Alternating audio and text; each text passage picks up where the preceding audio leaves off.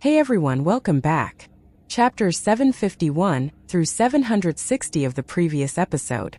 Qian Pingyan returns to Staying Pass, using the failed audience with Su Gaoshan to temper his mind. Reuniting with Ma Duyi and Zheng Yi, he continues his journey through the plum-glazed nation, offering wise counsel to a dejected scholar and a desperate Taoist priest along the way. Encountering a captured fox demon, Qian Pingyan deftly uses a grain rain coin to barter for her freedom. After learning of a looming continental crisis and receiving a protective warning from Lu Laocheng, Qian Pingyan secures a deal with the Great Li Empire to relocate Gu Kan's mother, solidifying his path of moral atonement.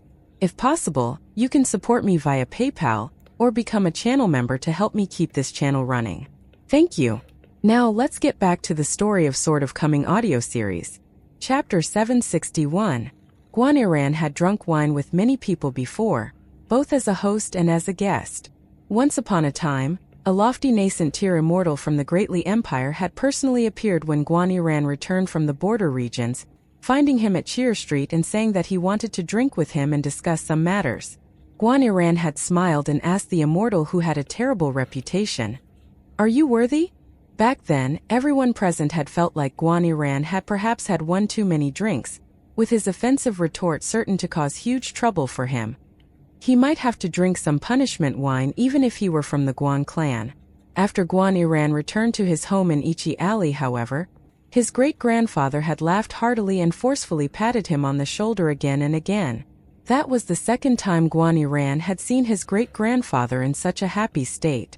The first time was when he had decided to join the army and become the lowest-level scout cultivator on the border regions. There were always some people who felt like status was the only thing that could determine whether they had the right to sit at the table and drink wine with everyone else. Even if these people enjoyed dumb luck and were able to sit down at some dinner tables, they would only know how to bow their heads and act obsequiously, taking the initiative to toast the others again and again and making sure that their wine cups sank lower and lower to represent their lower status. In fact, it was as if they wanted to sink to the ground and drink while lying down on the floor.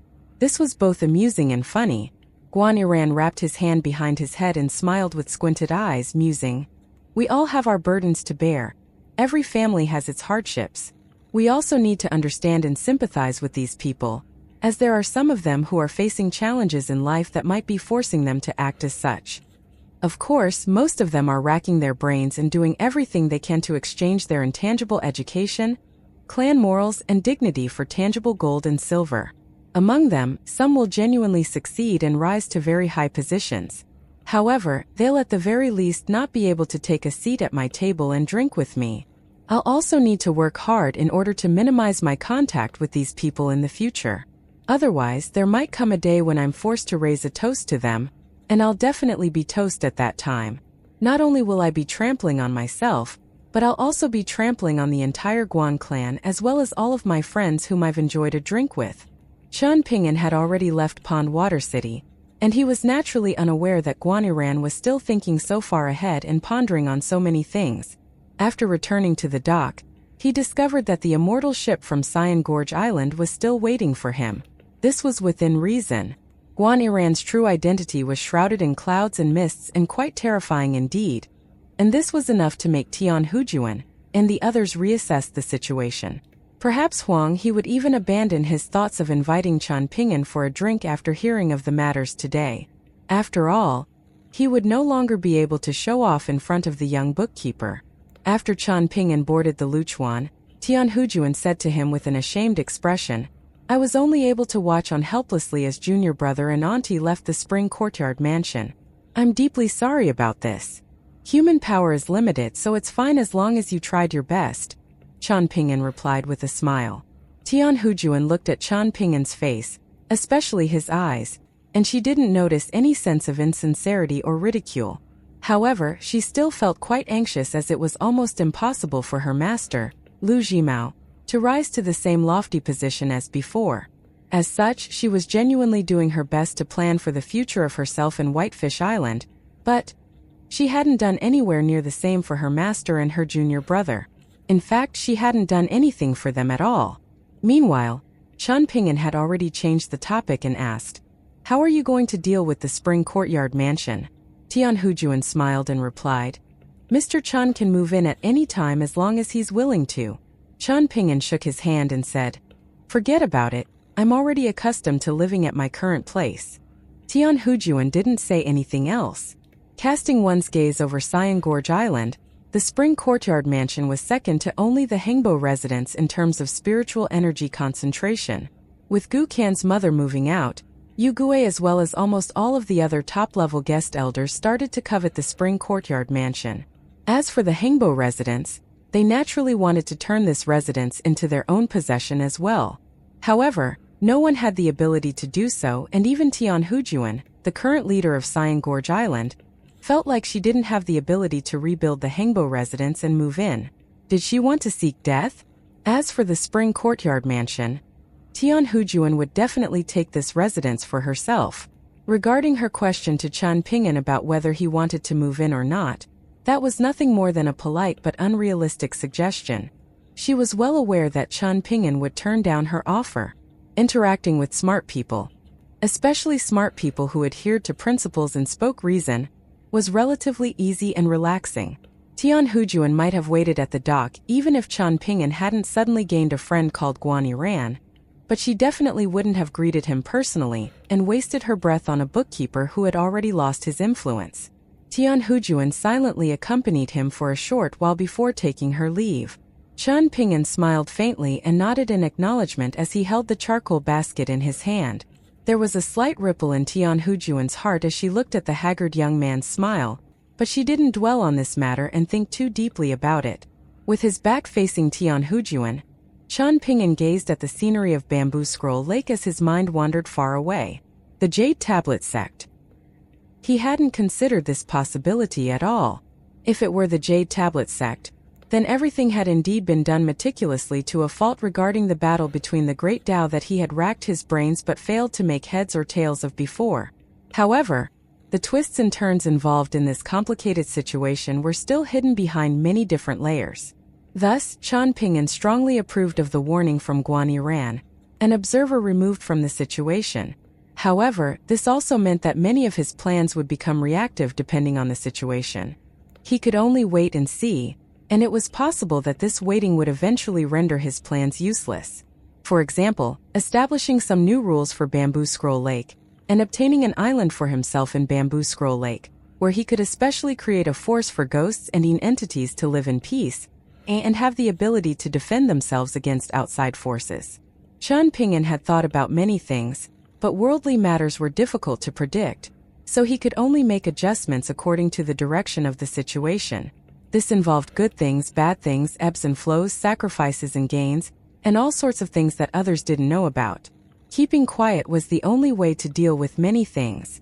Chan Ping'an returned to his room after arriving at Cyan Gorge Island, with the burning charcoal in the stove providing the entire room with some warmth. There wasn't much charcoal left in the bag, and Chan Ping'an couldn't help but smile in self-ridicule. If it weren't for Guan Ran's appearance, perhaps he would even have to ask Cyan Gorge Island for some extra charcoal. Of course, they would still satisfy his request.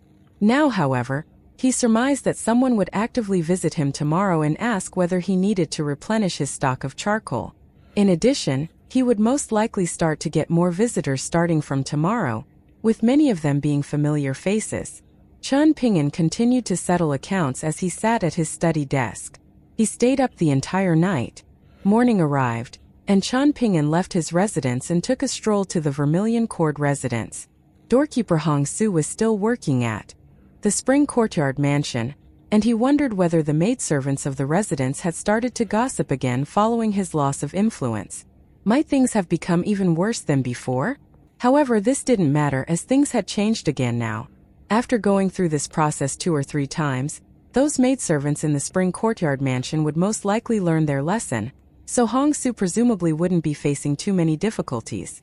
The Vermilion Court Residence's ghost cultivator Ma Yuanji was extremely happy when he saw Chan Ping'an's increasingly haggard appearance. He couldn't help this, and he was truly unable to show any kindness or sympathy regarding this matter. After all, this pertained to his marriage with Princess Lu Chongrun, an incredibly important matter. Thus, he needed to take extra precautions against young men like Chan Ping'an, lest it wasn't Chan Ping'an offering him a toast at his wedding feast, but instead him receiving an invitation to the wedding between Chan Ping'an and Lu Chongrun.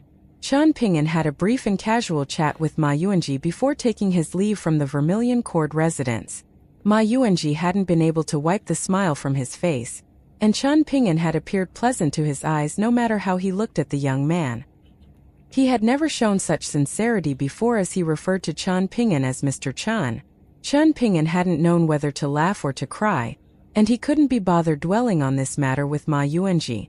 The new doorkeeper of the Vermilion Court residence was a maidservant from the Spring Courtyard mansion, and she was extremely warm and hospitable when she saw Chan Ping'an. One had to realize that this was where Hong Su had begun her rise, and it was because of her good relationship with Chan Ping'an that she had managed to get an easy and high-ranking role at the Spring Courtyard mansion. Chan Ping'an treated the maidservant respectfully, but that was all there was to it. What else could he talk to her about? Cyan Gorge Island was large, but how many Hong Sus were there? There was only a single one. Just as Chan Ping'an had guessed, several familiar faces visited Cyan Gorge Island today to chat and reminisce about the past with him. Chan Ping'an was extremely adept at dealing with these encounters now, and he would no longer feel uncomfortable and tongue-tied like before. It was through time and experience that he had improved little by little. Chan Ping'an didn't celebrate New Year at Cyan Gorge Island, and he instead rowed his boat and left Bamboo Scroll Lake. During this process, he once stopped far away from Palace Willow Island before continuing his journey. He went to Green Parasol City and collected his horse from the inn, but it was a shame that the steamed bun shop was already closed. He wasn't sure whether it was closed for good or whether it was just closed for the new year, and would reopen after the Lantern Festival. Chan Ping'an was traveling on the road when New Year arrived. He was on horseback, feeling relaxed and carefree, free from pain and suffering. As if by coincidence, he found Zhengyi and Ma Duyi on the first day of the new year. They had already been waiting for him for a very long time. Chan Ping'an rested for a day, and the three of them set off again on the second day of the new year, following the road around Bamboo Scroll Lake as they continued to ride south. In the end, they arrived at an immortal ferry station where an immortal ship had already been docked for an extended period of time. Chan Ping'an said that he needed to wait for someone here, but they would leave and continue their journey if this person didn't arrive within 10 days. Between Cultivation, Zhengyi and Ma Duyi would run off to wander around the immortal ferry station and visit the many shops that stocked a myriad of goods. After a while, Ma Duyi said that she couldn't visit the shops to look at their goods anymore, or else she would feel a heart-wrenching pain and feel like she was far too poor. Hearing this, Chan Ping'an gave Zhengyi and Ma Duyi one lesser heat coin each, saying that this was a red pocket for the new year. Zhengyi felt too embarrassed to accept this present, so he wouldn't take the immortal coin no matter what. Ma Duyi was someone who wouldn't beat around the bush and act polite with Chan Ping'an, so she even asked him whether she could take Zhengyi's immortal coin as well. Chan Ping'an smiled and replied, "You don't find the immortal coins too heavy in the hand, right?" Ma Duyi nodded in earnest. Chan Ping'an naturally didn't agree to Ma Duyi's request, and he took back the lesser heat coin and said, "Well, sorry, but I also don't find the immortal coin too heavy in my hand." Zhengyi laughed loudly at Ma Duyi's misfortune, yet he immediately bared his teeth in pain when Ma Duyi elbowed him in the side. They waited for almost 10 days at the immortal ferry station. Evening arrived, and an immortal ship actually dared to approach the ferry station. However, the cultivators from various forces and backgrounds came to a realization when they saw the flag on the ship. Fucking hell, it was the war flag of the barbarians from the Great Li Empire. Chan Ping'an led that person back to the inn, and both Zhengyi and Ma Duyi had an awkward expression. Because the person was none other than Gu Kan, Zhengyi was purely afraid of Gu Kan. On the other hand, Ma Duyi was feeling worried because it genuinely wasn't a good thing for Gu Kan to appear at this moment. Many ghosts and entities would have been able to complete their final wishes with the help of Mr. Chan.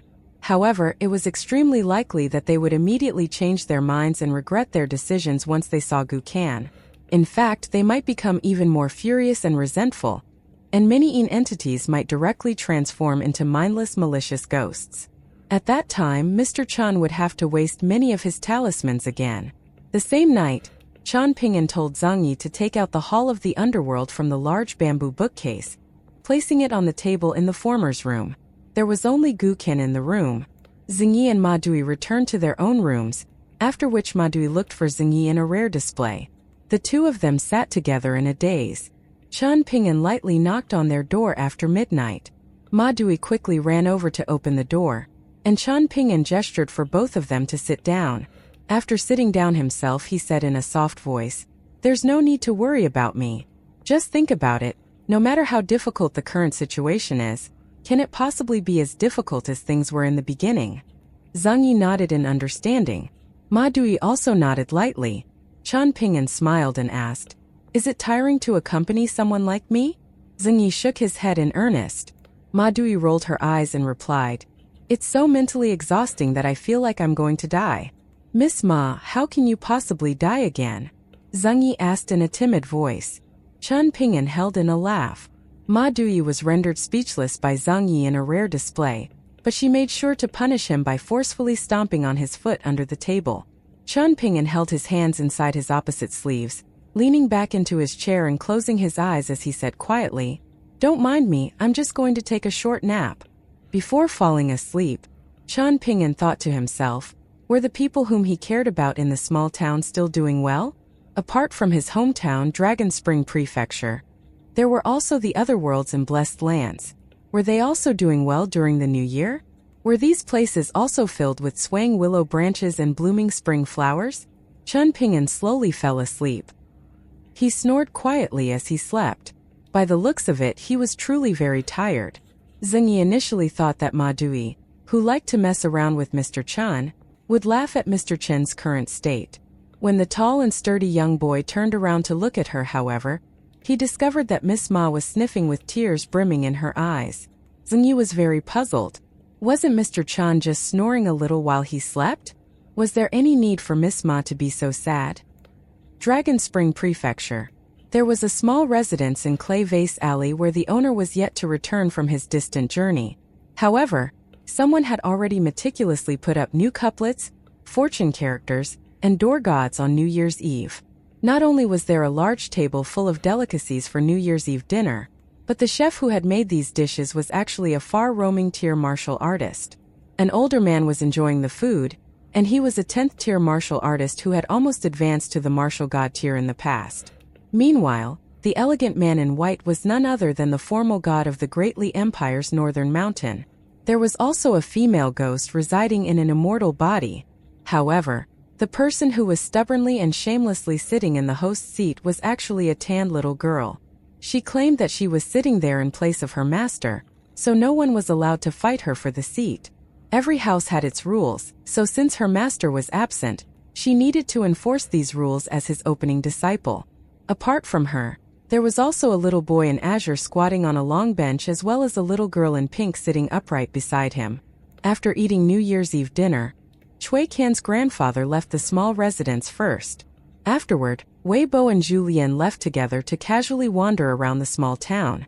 However, the three little ones stayed behind and sat around the fire to guard the night. Following sunrise the next day, there was the loud explosion of firecrackers outside the small residence in Clay Vase Alley. A tanned little girl with a sword and a saber by her waist crossed her arms and nodded, showing that she was relatively satisfied with the celebration. The New Year's atmosphere at her master's place was fairly good. Pei Qian adhered to her master's instructions and didn't light firecrackers for the entire morning. Otherwise, she would have tried to wake up everyone in the small town with firecrackers with her temperament. After lighting up the firecrackers, Pei Qian waved an arm and announced, "Let's go, it's time to fight." The little girl in pink didn't join them on their adventure, choosing to stay back to look after the residents. Shiro was even less inclined to muck around with Pei Qian, and she only felt a little closer to the little girl in pink after arriving at Dragon Spring Prefecture. The little boy in azure giddily ran after Pei Qian, eager to look for trouble and chaos. When he first saw the hunchbacked old man and the tanned little girl, the little boy in azure had felt like he needed to show some maturity and ego as a lofty senior in downtrodden mountain. As such, he had suppressed his lively nature and feigned a demeanor of maturity every single day. This was extremely tiring, and the little girl in pink had also felt very unaccustomed to this sudden change. Afterward, he discovered that the tanned little girl couldn't understand him at all, stupidly and dazedly looking at him with her eyes wide open whenever he spoke. He finally gave up on his act upon realizing this, and he completely let loose and ran around to play with her, going crazy as they rode over the mountains on the black python that now had a golden line on its belly. After interacting with Pei Qian for a long time, the lingering sense of melancholy and disappointment in the little boy in Azure's mind formlessly decreased by a little. As for Zhu Lian, he was very respectful when he met Cui Qian's grandfather. However, this was all there was to it. In Pei Qian's view, it was as if the old cook immediately lost his impressive ability to flatter others after arriving at Dragon Spring Prefecture.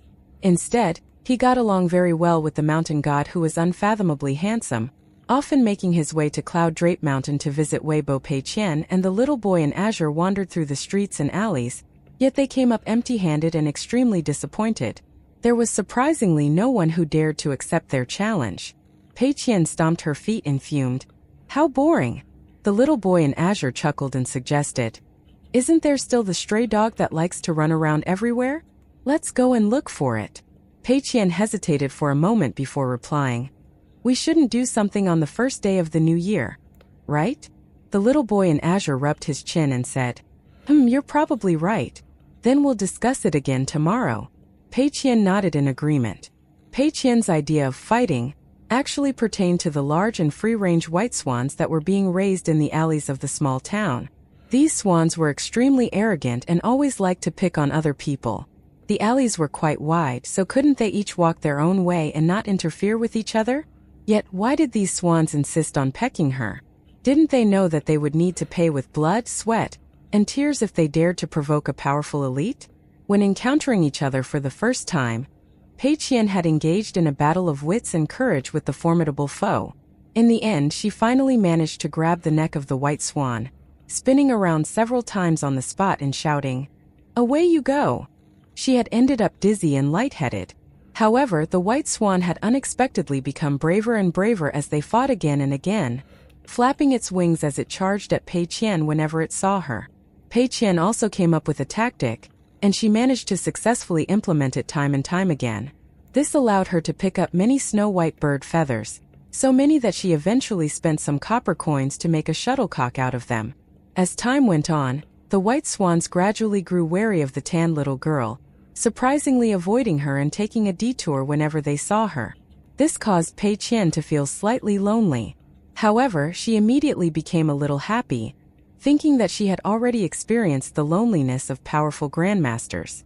She was so young, yet she was already so impressive and successful. This was as expected of her master's opening disciple. She wasn't bringing shame to her master in his hometown. Afterward, Pei Qian and the little boy in Azure had come across an extremely wild dog in the large mountains in the west. How could they accept this? Pei Qian was someone with wild ambitions, and one of her lofty goals was to hit the wildest dog. And thus, a hunt had ensued all over the mountains. The little boy in Azure had enjoyed himself greatly as he helped Pei Qian corner the wild dog, and the two of them started to frequently cause trouble for the wild dog that had already become a dog spirit. The pitiful dog was suffering undeserved bad luck, and its biggest helper was coincidentally not at Dragon Spring Prefecture at the moment. As such, it could only flee through the mountains with its tail between its legs. Most importantly, it was unable to find reprieve even if it fled to the mountains of the Dragon Spring Sword sect. The two young and cruel bastards would charge onto the mountain without inhibitions, yet the immortals and disciples on the mountain wouldn't dare to reprimand them at all. In fact, even Ruan Qiong would chuckle in amusement when he saw them, showing no signs of wanting to stop their behavior. Not only that, but he even told the disciples of his sect not to restrain the two naughty children. Pei Qian didn't forget her manners, and she would hold her hiking pole in her hands and cup her fists at Ruan Qiong whenever she saw him, displaying the spirit of those from the cultivation world. Ruan Qiong never smiled in front of his disciples, yet he had surprisingly smiled and patted the little girl's head, saying that she could enter his sect to learn swordsmanship if she wanted to. Moreover, it wouldn't matter whether she was an official disciple or an unofficial disciple. Pei Qian had rejected him on the spot, reiterating once again that she was her master's opening disciple. She wasn't especially afraid of the widely renowned militarian sage, and she instead felt a sense of closeness to him. This pertained to a small secret of hers. After witnessing the fleeting glance picture scrolls relating to Chan Pingan's childhood, Pei Qian had ended up with a strong impression of the big sister in green. She felt like it would be extremely difficult for Ruan Xiu to become Master's wife, but she could at least become his second wife, right? Ruan Xiong had laughed heartily and told the tan little girl that they could discuss this again in the future. There was no hurry at all. However, he most likely wouldn't be able to laugh anymore if he became aware of the thoughts running through Pei Qian's mind. Not only that, but he would even curse Chan Ping'an in anger, scolding him for not giving up his impure thoughts. His scheming methods were truly unpredictable and difficult to guard against. Pei Qian and the little boy in azure arrived near Clay Vase Alley, and Pei Qian suddenly ran over to the iron lock well that had already lost its iron chain, leaning over the edge of the well and looking down. "What are you doing?" The little boy in azure squatted down beside her and asked. "You guys all say that there are many valuable treasures hidden around Dragon Spring Prefecture, so I want to see if there's any treasure lying inside this well. If there is, then won't we get rich?" Pei Qian replied in a quiet voice. The little boy in azure rolled his eyes and replied, "I encourage you to expel this thought. This place is a restricted private land now, and it's only thanks to my impressive influence that no one has tried to stop you from wandering around and openly walking to this place. Have you not realized that no resident of the small town comes here to collect water anymore?" Pei Qian was extremely disappointed, and she punched her palm and exclaimed, "What's going on? Why am I unable to find a single treasure after coming to Master's hometown?" The little boy in azure scratched his head in helplessness. When he explained the notions of fated opportunities and principles to Pei Qian, she didn't care about these things at all. When he casually mentioned experiencing a huge fortune and finding treasures, however, Pei Qian was as alert and serious as could be. He was truly talking to a brick wall. The little boy in azure felt like he was already stupid enough, yet even he couldn't deal with Pei Qian. The little boy in azure sighed as the two of them sat on the well. "What's the matter?" Pei Qian asked. The little boy in azure massaged his cheeks and mused, "I wonder how my river god brother from the Imperial River is doing right now. Oh, he's probably doing so. How else could he be doing? Perhaps he can't live simply because he's left your side? I'm not trying to criticize you or anything, but you think about far too many things. It's completely useless," Pei Qian quipped. The little boy in azure rolled his eyes in response. Pei Qian crossed her arms, no longer worrying about the matters of the little boy in azure. She started to worry about her own matters, saying in concern, "What's Master playing at? It's already been so long, yet he still hasn't returned home." The little boy in azure nodded and remarked, "This unreliable master owes me quite a few red pockets." Pei Qian hesitated for a moment before turning around and retrieving a few copper coins from the embroidered pouch that Old Dragon City's Lady Gui had given her, saying, "Just treat this as a red pocket from my master. Is it enough?" The little boy in azure dazedly looked at the copper coins lying in Pei Qian's outstretched palm, and a sense of grief instantly welled up inside him. He was filled with indignation, yet he still reached over to grab the small amount of copper coins. This measly amount was better than nothing. However, Pei Qian laughed loudly and clenched her hand into a fist, placing the copper coins back inside her embroidered pouch as she said, "In your dreams. I'm not willing to part with so much money." She then retracted her smile and patted the little boy in azure on the shoulder, continuing, "To covet even a few copper coins, you've truly got yourself into a miserable state. Life must be quite tough for you. However, this doesn't matter. Master once said that those who are persistent enough will eventually see the clouds part to reveal the bright moon. I'm giving this saying to you now. I'm quite a loyal friend, aren't I?" The little boy in azure wrapped his arms around his head and started to wail in grief. How could he endure this difficult life? Pei Qian heaved a long sigh. This little boy truly wasn't able to grow up. She had no option but to retrieve the copper coins again, offering them to the little boy in azure and saying, "Here, take them." A smile immediately spread across the little boy in azure's face. Pei Qian feigned an air of maturity and shook her head, lecturing, "To have your eyes grow round with delight at the sight of money. How pathetic." Another spring arrived. A young woman in green and a young boy in white didn't return north with everyone else, instead jumping off the immortal ship when they passed Red Candle Town. Afterward, the two of them returned to Dragon Spring Prefecture on foot. They were none other than Ruan Xiu and Cui Dongshan. Cui Dongshan was extremely bored as they sat in a bookstore in Red Candle Town, so he found an excuse to purposely mess around with some customers. One of the customers became extremely flustered, and he had no time to care about the extremely beautiful young lady standing beside the young pretty boy as he exclaimed, "Am I not allowed to envy the good lives of other people? Am I not allowed to chuckle at the bad fortune of other people? Just who do you think you are? Do you have any right to dictate my feelings?" Cui Dongshan chuckled and replied, Okay. These habits of yours are very good, so make sure not to change them. Don't change them, okay? I'm not your mother or your father, so why would I persuade you to change these good habits?" Ruanxiu didn't find this boring, nor did she find it interesting.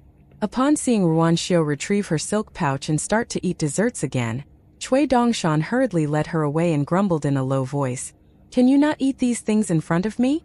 I feel panicked whenever you take out your desserts." Ruanxiu's eyes lit up and she asked, "You know about those things? I'm a powerful cultivator who almost advanced to the ascension tier, after all, so my vision and observation skills still remain even if I'm in a very miserable state right now.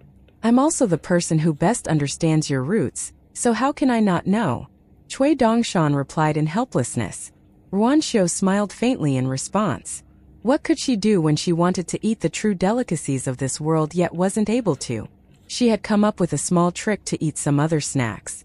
After all, eating something was better than eating nothing at all. The two of them continued to walk toward their destination, passing Go Table Mountain along the way. They stopped at the mountain peak, and Cui Dongshan gazed into the distant south. The so-called emperor of the Great Li Empire was actually the former emperor. This news couldn't be contained for much longer, and it wouldn't be long before everyone in the central region of the Eastern Treasured Vile Continent learned of the emperor's death. Among the princes of the Great Li Empire's imperial Song clan, Song He naturally possessed the most renown and influence. As for Prince Song Mu, who had seemingly appeared from out of nowhere, he had no relationships and no support in the imperial court. The imperial clan court was extremely afraid to reveal this secret, so no one dared to say a single word about it. Someone might have felt an urge to say something before, but they would have already evaporated from the world. Several elders of the imperial clan court had failed to endure through the scorching summers and freezing winters over the past few years, dying of sickness or other natural causes. Following the premature death of the emperor, the truth was only known by 3 people: the imperial concubine who was the mother of the 2 princes and who had been banished to the Palace of Eternal Spring, the temporary ruler Song Chongjing, and imperial preceptor Cui Chan. One was the rightful spouse of the former emperor and had given birth to 2 princes with the legitimate imperial bloodline. One controlled the entire army of the Great Li Empire, and one had provided all of the strategies of the Great Li Empire for the past 100 years. The 3 of them maintained the delicate balance of the imperial court as well as the fine equilibrium between those in the mountains and those outside the mountains. There wouldn't be any issues before they conquered the luminous Vermilion Empire. After they conquered the enemy empire, however, there would be significant issues. The imperial concubine would without a doubt do everything in her ability to help Song Mu, the son whom she had raised and watched grow up. In reality, Song He could be regarded as that old bastard's in-house disciple as well. As for Song He, or Song Jisun as those in the small town knew him, he was a disciple of Qi Jingchun. However, only a single person would truly decide who became the new emperor of the Great Li Empire, Song Chongjing. If Song Chongjing were dissatisfied with simply being a temporary ruler and wanted to become the emperor himself, the old bastard in Cui Chan would most likely be willing to agree to this. After all, both he and the young embroidered tiger had considered and planned for this possibility in the past. Judging by the current situation, however, Song Chongjing didn't have any ambition of becoming the emperor. Otherwise, he would have been able to take off his armor and put on the royal dragon robe a long time ago. There was a gentle mountain breeze that brought with it the refreshing fragrance of trees and flowers of early spring. Cui Dongshan narrowed his eyes. He was truly suffering great misfortune. His carefully planted flowers weren't growing, yet his casually planted willow was already providing shade. One back at the Great Sui Nation's Mountain Cliff Academy, he had casually discussed the notion of sequence disorder with his master. However, he had ended up almost falling to the great Tao of that stinky Taoist priest. Cui Dongshan gave himself a forceful slap. There was also the plot that Old Man Yao had hidden incredibly well, and this was a plot that Old Man Yang was definitely involved in. As a result, this was a plot that had far-reaching effects. Cui Dongshan gave himself another forceful slap. Ruan Xiao had already grown accustomed to this. Cui Dongshan glanced at the mountain cliff and pondered for a moment before abandoning his idea. He wouldn't die if he jumped down, but he would most certainly embarrass himself. He suddenly bared his teeth and swung his arms, letting loose a torrent of abuse and cursing. So be it if I lose, you old bastard. Both Master and I are willing to accept this. However, you shouldn't have gone against your conscience to call this a contest between gentlemen or whatever bullshit. Qi Jingchun is already dead, and my master has now suffered such a miserable loss. Not only did he fail to obtain anything at Bamboo Scroll Lake, but he even suffered extremely heavy losses. In any case, you're actually playing a game of Go with a dead person. A contest between gentlemen? Contest my ass. Get the fuck over here and let me slap you silly, you fucking pig. Let me see if you truly grunt like a hog. Ruan Xiao smiled with squinted eyes. Cui Dongshan gulped and clasped his hands behind his back, looking up at the sky and saying nonchalantly, "The moon is so round tonight." As it turned out, there was an elder in Confucian robes standing right beside him. This person was none other than Imperial Preceptor Cui Chan. Cui Dongshan slowly turned around and asked with an innocent expression, "Why did you come over here? What a coincidence, huh?" Cui Chan chuckled coldly and replied, "What's wrong? You're not going to remark that we've encountered each other again amid the falling flowers of late spring." Cui Dongshan summoned his courage and went all out, pointing at Cui Chan's face as he jumped up and down and shouted, "What do you want, old bastard? Are you dissatisfied with what I said? What did I say wrong? If you can point it out, then I'll adopt your surname and you can become my grandson." Ruan Xiao shook her head upon hearing this. She had seen people seeking death before, but it was truly rare to see someone daring to seek death in so many weird and wonderful ways. Cui Chan surprisingly ignored his younger self. This was in contrast to their encounter in the tall building at Pond Water City, where he had still at least paid a little attention to Cui Dongshan. Cui Chan looked toward the north before shifting his gaze and looking toward the west, asking, "Do you know where the True Go board actually is?" Cui Dongshan frowned and replied, "The Middle Earth Divine Continent? Has the old scholar figured something out?" Cui Chan scoffed in ridicule and said, "You're nothing more than a frog at the bottom of a well right now." Cui Dongshan turned around to massage Cui Chan's shoulders, exclaiming, "Oh my! As an old bastard who's climbed to the top of the well, can you please explain this to me? A frog that's still at the bottom of the well?" Cui Chan shook his robes and pushed away Cui Dongshan's hands, replying slowly, "The go board between Qi Jingchun and me is the world, all of the worlds. What's a foul and chaotic Bamboo Scroll Lake in the scheme of things?" As immature as Cui Dongshan was, even his heart couldn't help but jolt at this moment. Meanwhile, Ruan Xiao was too lazy to think about these things. "This is all I'm going to say, and you can just keep waiting," Cui Chan said indifferently. "However, even someone like you will have to wait for many years before you finally understand the crux of this plot. In fact, even as someone who's a subject of this plot, Chan Ping'an will take a very long time to understand things. It might even be that he never understands what he did all those years ago. Not even until death." Cui Dongshan no longer appeared frivolous anymore. With his expression serious as he said in a solemn voice, "Then I look forward to the final outcome, Cui Chan." Cui Chan disappeared in a flash. Cui Dongshan heaved a long sigh. Ruan Xiao continued to make her way to Dragon Spring Prefecture. There was almost no conversation between them as they walked. A light drizzle started to fall after they entered the territory of Dragon Spring Prefecture. Cui Dongshan seemingly became happy all of a sudden, and he extended a hand to catch the rain as he murmured, "Your hometown decorated with apricot blossoms and spring drizzle, only to welcome Master back, too." In the mountains to the south of Bamboo Scroll Lake, another 4 seasons passed. Yet, the group of people only just finished their journey. Compared to the previous 2 trips, however, there was now an additional person in Gukan. As a result, their journey had become slower and increasingly difficult. In comparison, their conflicts with the sinister cultivators and ghost cultivators had felt quite muted. The luminous Vermilion Empire was already covered in the flames of war. During this journey, even Zheng Yu was able to notice something strange.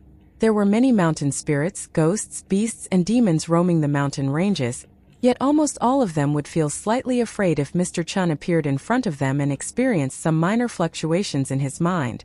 Some of the more cowardly beings would immediately retreat and flee.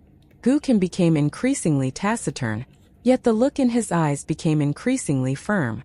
During their journey, Gukan had experienced hesitation, internal conflict, and fury. In fact, there were 2 occasions where he had almost chosen to give up. Mr. Chun changed from his azure cotton robe into an azure shirt, and then back into his azure cotton robe. He didn't speak much, and when he stood next to Gukan, he would sometimes speak and sometimes remain silent. Mr. Chun would throw his fists and draw his sword at the ghost cultivators and vagrant cultivators who killed people to steal their treasures. His physique was clearly frail and his soul was clearly unstable, yet his fists and blade were still extraordinarily quick when he attacked. He kept pressing forward. Even his pseudo-celestial tool called Sword Immortal gradually became very docile. When Chun Ping drew this sword, it would always slowly circle around its owner a few times like an obedient little bird before it needed to return to its scabbard. The end of the year approached once again. On their return journey, they finally experienced heavy snowfall. Spring arrived, and they returned to Bamboo Scroll Lake amid the spring breeze. On some tall mountain, they could vaguely see the deep green lake in the distance. Chun Ping, let me travel by myself afterward, Gukan suddenly said. Chun Ping turned around and looked at the determined eyes of Gukan, asking in a gentle voice, "Are you sure? You might die. I can accompany you for 1 more year." "This is already enough," Gukan replied with a shake of his head. Chun Ping patted the young boy's head. "However, if you're killed by someone one day, I'm saying if, then I'll definitely restrain myself and endure it first. However, when I become strong enough, I'll definitely kill their entire family and dig up the graves of all of their ancestors. In any case, you won't be able to watch over me and scold me anymore at that time," Gukan said. Chun Ping smiled in helplessness. Meanwhile, Xingyi and Ma Dui were terrified by what they heard. One had to realize that Gukan's cultivation speed was astonishing after he set his mind on cultivation. In fact, his cultivation speed was so fast that Ma Dui felt like she was nothing more than a cripple on the path of cultivation. Meanwhile, Gukan wasn't walking along the path of cultivation, but he was instead sailing forward quickly on an immortal ship. This was made clear by the fact that Gukan was already at the abode tier. Not only that, but he was imminently about to break through again. Chun Ping bid farewell with Gukan and the others, riding off by himself and saying that he was going to continue north. Perhaps he would take an immortal ship one day to return to Dragon Spring Prefecture a little quicker. It was only Chun Ping and his horse. He traveled along the borders of Bamboo Scroll Lake and entered the territory of the Stonebrush Nation. Passers-by would often see a sword-carrying wanderer dressed in azure traveling with his horse. They were both as thin as a stick, yet the eyes of the young man were surprisingly bright and piercing. Afterward, Chun Ping stopped riding his horse and instead slowly traveled north on foot. The emaciated horse quickly regained weight and energy, yet its owner was still as thin as before. On this day, Chun Ping led his horse along a dirt road, walking past a rapeseed field that stretched for as far as the eye could see. Chun Ping stopped walking, and his horse stopped at almost exactly the same time as if in tacit understanding. Chun Ping sat beside the field, and his horse paced back and forth beside him. He scratched his head and grabbed his sword nurturing gourd, taking a swig of wine before raising the gourd and saying, "Mr. Chi, you're truly not in this world anymore, right? I thought I could see you one more time." Chun Ping started to chuckle. This was also fine. If Mr. Chi saw his miserable state right now, perhaps he might even lose his position as Mr. Chi's junior brother.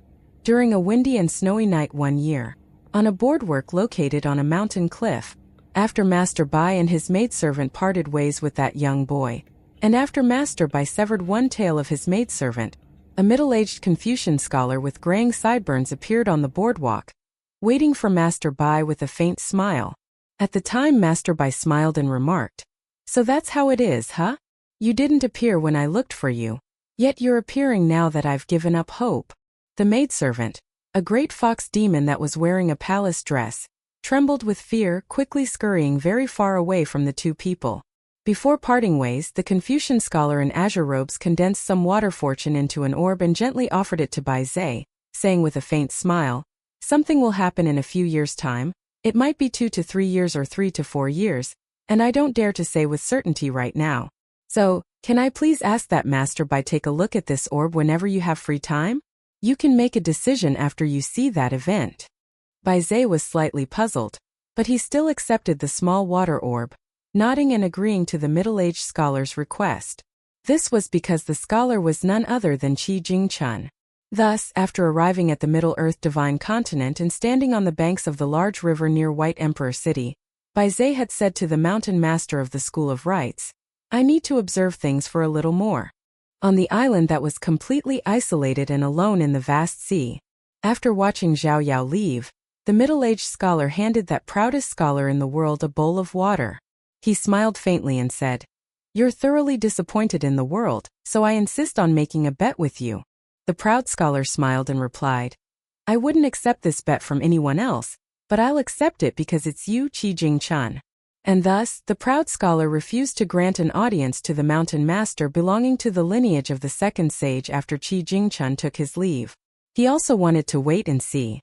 In the end, there had been one final reunion and one final farewell at the colorful garment nation. Qi Jingchun had smiled at the young boy and said that he would accompany him in performing a fist stance. The young boy started to throw punches. Qi Jingchun gracefully threw punches beside the young boy, saying slowly in his mind, "Thank you for your hard work, junior brother. I'm sorry for placing such a huge burden on your shoulders." At that moment, the young boy had thrown punches in sadness. He wasn't aware that tears were streaming down the guilt-ridden Mr. Qi's face, the person whom he respected the most. In the Middle-earth Divine Continent, Bai Zhe left the mighty suppressing pagoda and made his way to the orthodox scholarly temple of the Confucian sect. The proudest scholar in the world embarked on a distant journey with his sword, with his carefree nature unparalleled. Not a single sword immortal in the world could rival him in this regard. Meanwhile, there was a young man sitting on horseback in the eastern treasured Vile continent. However, he had surprisingly fallen asleep at this moment. Flowers blooming in the fields, master returning home slowly on the journey back north. Chen Ping'an was resting atop his horse on the summit of a nameless mountain. From here, he was planning to go to the nearest immortal ferry station to travel back to the Dragon Spring Prefecture by ship.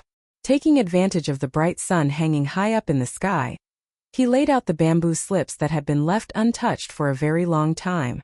The slips were crafted from a diverse range of bamboo materials, including bamboo from Go Table Mountain and Azure Divine Mountain, as well as normal green bamboo found in the wilderness and purple bamboo from Purple Bamboo Island in Bamboo Scroll Lake. The nearby area was filled with undulating mountains, but nestled between them was an ancient road for merchant use, and there were still some traveling merchants making use of this road. Chen Ping'an intentionally chose a small path to follow, traveling over several kilometers of rugged mountain path to arrive on this mountain summit to lay out his bamboo slips under the sun. After laying out all of his bamboo slips, Chen Ping'an sat on his haunches nearby with an absent-minded look in his eyes. He couldn't help but develop a throbbing headache whenever he thought of all of the debt that he accrued. He took a sip of wine while internally consoling himself, telling himself that once he returned to the Dragon Spring Prefecture, he would be able to accumulate an incredible amount of wealth with Weibo's help, and at that point these debts would be completely insignificant to him. With that in mind, he gave himself a slap to the cheek as a gesture of encouragement and reinvigoration. He then turned to discover an elderly Confucian scholar panting heavily as he stood in the distance. He had encountered the elderly scholar earlier on the way here, and at the moment the scholar was looking at him with a bewildered expression, having just witnessed him slapping himself for no apparent reason, and it seemed that he was considering fleeing the scene for fear that he had run into a madman. At the time, Chen Ping'an had passed the elderly scholar and his scholarly attendant on horseback, and judging from their breathing and footsteps, it seemed that they were both ordinary people. Of course, if they were actually powerful cultivators who were concealing their powers for some reason, then that was none of Chen Ping'an's business. The young scholarly attendant didn't accompany the elderly scholar up the mountain. Perhaps the scholar wanted to scale the mountain on his own and recite some poetry as a form of self-expression before returning to the scholarly attendant, at which point they would continue their journey. Of course, there was also a possibility that he was a powerful cultivator that had disguised himself as an innocuous scholar, and he had come here to rob Qian Pingyan in broad daylight. In any case, it didn't matter to Qian Pingyan. After seemingly grappling with some internal conflict for a while, the elderly scholar finally made up his mind and strode over to Qian Pingyan, stopping close to 20 meters away as he bent down to inspect the bamboo slips that had been laid out on the ground. He then looked back up at Qian Pingyan with a smile as he asked, "Are you a traveling scholar, young man?" Qian Pingyan considered the question for a moment, then nodded with a smile as he replied, "I suppose so. I'm trying to see more of the world." "That's good to hear. Books are certainly a valuable learning resource, but they can't compare with the accrual of practical experience. Nowadays, books are becoming more and more accessible, so the younger generation is becoming less and less willing to go out and see the world for themselves. Do you mind if I take a look at these precious bamboo slips of yours?" the elderly scholar asked. "Go ahead," Qian Pingyan replied with a smile. He was quickly made to regret this decision. Not only did the elderly scholar begin looking through the bamboo slips, he was also taking a very hands-on approach, picking through them like vegetables at a market while asking a mind-boggling number of questions, such as where certain quotes came from. Whenever Qian Pingyan engaged by informing him of the quote's author and the book that it had come from, the scholar would ask him if he understood the teachings espoused by said authors and books. Whenever Qian Pingyan displayed some difficulty in answering his questions, the elderly scholar would reprimand him for his lackluster knowledge on such topics before launching into lengthy spiels about the books and authors in question, while Qian Pingyan could only nod along in silent exasperation. The elderly scholar seemed to have endless patience, and even after the young scholarly attendant in the distance called out to him twice, he still refused to budge. In the end, the scholarly attendant sat down onto the ground, looking just as exasperated as Qian Pingyan felt. After over 2 hours, the elderly man had finally read through all of the bamboo slips and asked all of the questions that he could think of, at which point he suddenly smiled and asked, "I've taken a particular liking to 20 of your bamboo slips. Would you be able to give them to me as a gift?" "No," Qian Pingyan replied with a decisive shake of his head. He wasn't familiar with the old man, and he had decided that he wasn't going to be a walking charity anymore. A furious look appeared on the old man's face upon hearing this. "How are you still so stingy after reading so many books? All of the scholars under the heavens are like family. Surely you can spare me a few bamboo slips."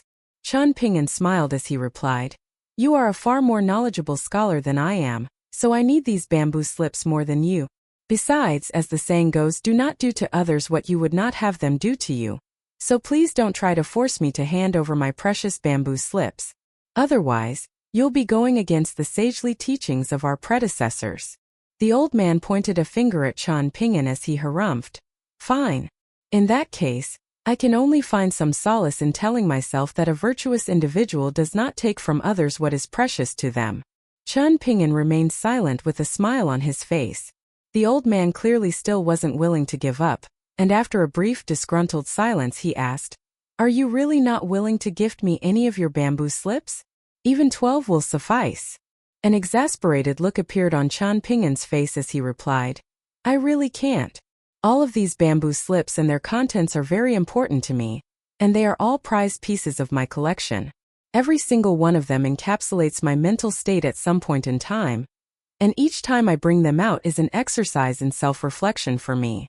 That shows that you're a superficial scholar who doesn't truly understand what he's reading.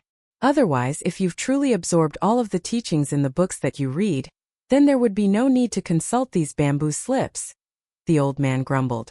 Qian Pingyan's exasperation was only further exacerbated upon hearing this.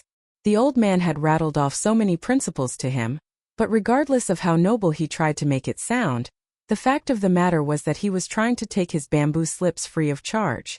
Qian Pingyan had noticed that out of the 45 bamboo slips that the old man was most enamored with, the majority of them had been crafted from the green bamboo of Azure Divine Mountain and the purple bamboo of Purple Bamboo Island, all of which contained a great deal of spiritual energy. If the old man truly only wanted these bamboo slips for their contents, then that would be fine, but if he were actually a cultivator who only wanted the bamboo slips for their valuable material, then it would be a travesty to allow him to have them. The old man could see that Qian Ping'an was very firm in his stance, so he could only relent as he grumbled under his breath in indignation. As Qian Ping'an began to pack up the bamboo slips, the old man looked on with a pained expression, as if he were watching ingots of silver slipping out of his grasp. A hint of sympathy welled up in Qian Ping'an's heart upon seeing this. 24 bamboo slips were definitely too many, as was 12, but perhaps he could afford to part with 6 bamboo slips. After all, the old man had spent over 2 hours here, and Qian Ping'an was feeling rather exhausted just listening to him, so he had to have been tired as well. Even if he had done this out of greed, it still didn't change the fact that lecturing someone for so long was undoubtedly an exhausting endeavor.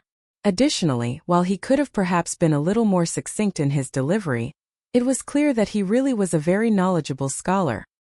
He was a little greedy, but Qian Ping'an could also be faulted for the same. The old man had already begun resorting to shameless tactics, putting on a kind-hearted display as he urged, "Don't be in such a hurry to pack up your bamboo slips, young man. It's such a bright and sunny day. You should take advantage and leave your bamboo slips out for a bit longer. Moisture is the mortal enemy of all bamboo slips. If you're worried that you won't be able to pack everything away in time if you leave it too late, then I can help you. It would be a terrible shame if these beautiful bamboo slips were to go bad because of your impatience and negligence." Qian Ping'an couldn't help but be impressed with the old man's tenacity, and he stopped what he was doing as he smiled and said, "I have a slightly offensive question for you. Would it be appropriate to ask?" "If it's an offensive question, then don't bother," the old man rejected flatly with a shake of his head. "Do you still want my bamboo slips or not?" Qian Ping'an asked. "Ask me anything," the old man said, immediately changing tact. Qian Ping'an wiped a hand over his own face, feeling as if he had fallen into a trap. The old man sneakily picked up a green bamboo slip from the ground beside him as he murmured to himself, "These are all fantastic quotes, but the inscriptions are utterly unsightly. It would be better to give them to someone else and inscribe new bamboo slips with improved handwriting." "You know I can hear you, right?" Qian Ping'an asked in an exasperated manner. A flabbergasted look appeared on the old man's face as he asked, "How could you have heard me when I didn't say anything? Could it be that you're an immortal capable of hearing people's thoughts?" The old man's expression was so earnest that Qian Ping'an was almost beginning to suspect that he had perhaps indeed misheard. Qian Ping'an was feeling rather perplexed. Could it be that this really was just an elderly traveling scholar? If that were the case, then it wouldn't be all that strange, considering cultivators of Confucian academies here were far rarer than cultivators were in Bamboo Scroll Lake. On top of that, even a noble scholar most likely wouldn't have been able to hide all telltale signs of their status as a cultivator over the course of over 2 hours, and Qian Ping'an didn't feel like any sage of Lakeview Academy would have the time to play such an elaborate prank on him. "How cold and inhospitable a place the world can be," the old man sighed in a forlorn manner, while Qian Ping'an pretended not to have heard him. "So now you pretend to be deaf? What happened to your sharp hearing?" the old man grumbled. Qian Ping'an looked up into the sky for a moment, then conceded, "Fine, you win. Go and pick out the bamboo slips that you want. I have to leave soon. Don't tell me which ones you've picked out. I'm worried that I may not be able to resist the urge to go back on my word." 24? the old man asked. "It can be fewer than that, but not more," Qian Ping'an replied with a nod. The old man gave a pleased nod upon hearing this. "That's the way to go. A young man like you needs to be more generous. If you had agreed earlier, we wouldn't have had to waste so much time here. Wouldn't you say all this time that we wasted here is far more valuable than a few bamboo slips?" Yes, whatever you say," Qian Ping'an replied with a weary nod. With that, the old man began carefully selecting the bamboo slips that he wanted, intentionally moving in a very slow and deliberate fashion. All of a sudden, Qian Ping'an cleared his throat, only to be completely ignored. A wry smile appeared on Qian Ping'an's face as he said, "You've already picked up close to 30 bamboo slips. You're a scholar, are you not? Shouldn't scholars have some integrity and keep to their word?" A look of realization appeared on the old man's face, as if he had only just been alerted to the fact that he had gone beyond the agreed quota, and he slipped one more bamboo slip up his sleeve, then promptly bade farewell to Qian Ping'an before departing. Upon reaching the scholarly attendant, the old man hurriedly urged, "We have to get out of here. Hurry." The two of them rushed away like the wind, leaving an exasperated Chen Ping'an to look on with a flabbergasted expression. After packing up the rest of his bamboo slips, he led his horse down from the mountain summit to arrive on the ancient path. From there, he traveled on horseback at a leisurely pace, and he didn't encounter the old man again. Presumably, he was hiding somewhere, gleefully examining his newly obtained bamboo slips. Chen Ping'an lay down onto the back of his horse, and before he knew it, he had fallen asleep. An old man was guiding his horse along, and he smiled as he said, "Chen Ping'an, it's a very good thing for one to build bridges and roads where required when traversing over the paths of one's own heart, but is it possible to allow those who come after them to use those same bridges and roads to navigate their own hurdles in life?" Chen Ping'an remained in a state of slumber as he replied from the bottom of his heart, "I'm just an accountant, not a teacher. I wouldn't dare to hold such lofty ambitions." "Have you conceded defeat in this trial of self-reflection?" the old man asked. "Are you disappointed?" "I'm a little disappointed in myself. I feel like I could have done better. But I'm not so disappointed in the world anymore." After that, the old man embarked on a rambling spiel, talking about whatever it was that he felt like, while Chen Ping'an listened in silence on horseback, not daring to reciprocate in any way for fear that doing so would prompt the old man to go on another massive tangent. At the moment, he simply lacked the energy to argue with anyone. Perhaps he could muster up the strength for an argument after having 4 of the cheap and delicious meat buns from Green Parasol City. Picture this: your wise predecessors are getting further and further away, while you trail along behind them, gazing upon them from afar. How would you feel in that scenario? I would feel only a sense of admiration. If I could someday walk the same path as them, I would feel immensely honored, even if I can only catch a glimpse of them from afar. The old man released the horse's reins, while the young scholarly attendant behind him began to flash with multicolored light. Chen Ping'an continued onward on horseback in his dream, riding further and further down the ancient path. Meanwhile, the old man remained standing still on the spot, and his body had taken on an ethereal, cloud-like quality. By the time Chen Ping'an awoke on the back of his horse with a start, it was already late at night, and his horse had carried him out of the mountains, having arrived beside a river. Great Li Empire, 12th year of the Yongjia era, spring equinox. With the arrival of spring, the third branch of the Great Li Empire's army that wasn't under the command of Su Gaoshan and Chao Ping were sent onto the battlefield. The luminous Vermilion Empire began suffering crushing defeats on multiple fronts, and before long the capital city had been surrounded. It seemed that the once mighty empire was on the verge of falling. However, Song Chongjing didn't enter the luminous Vermilion Empire's territory. Instead, on a fine spring day, he continued southward over the luminous Vermilion Empire aboard a giant Mahist ship. Song Chongjing was standing at the head of the main ship of a mighty Mahist fleet, looking down at the earth below. There were many swordsmen who refused to live in shame and rose up into the air to attack this unprecedentedly mighty fleet, only to be struck down one after another without any exception. Their lifeless bodies were sent flying through the air, producing a shrill whistling sound that resembled the forlorn calls of a crane, striking all of the citizens of the luminous Vermilion Empire looking down from down below with a sense of grief and despair. As usual, Song Chongjing was dressed in his shabby fox fur coat.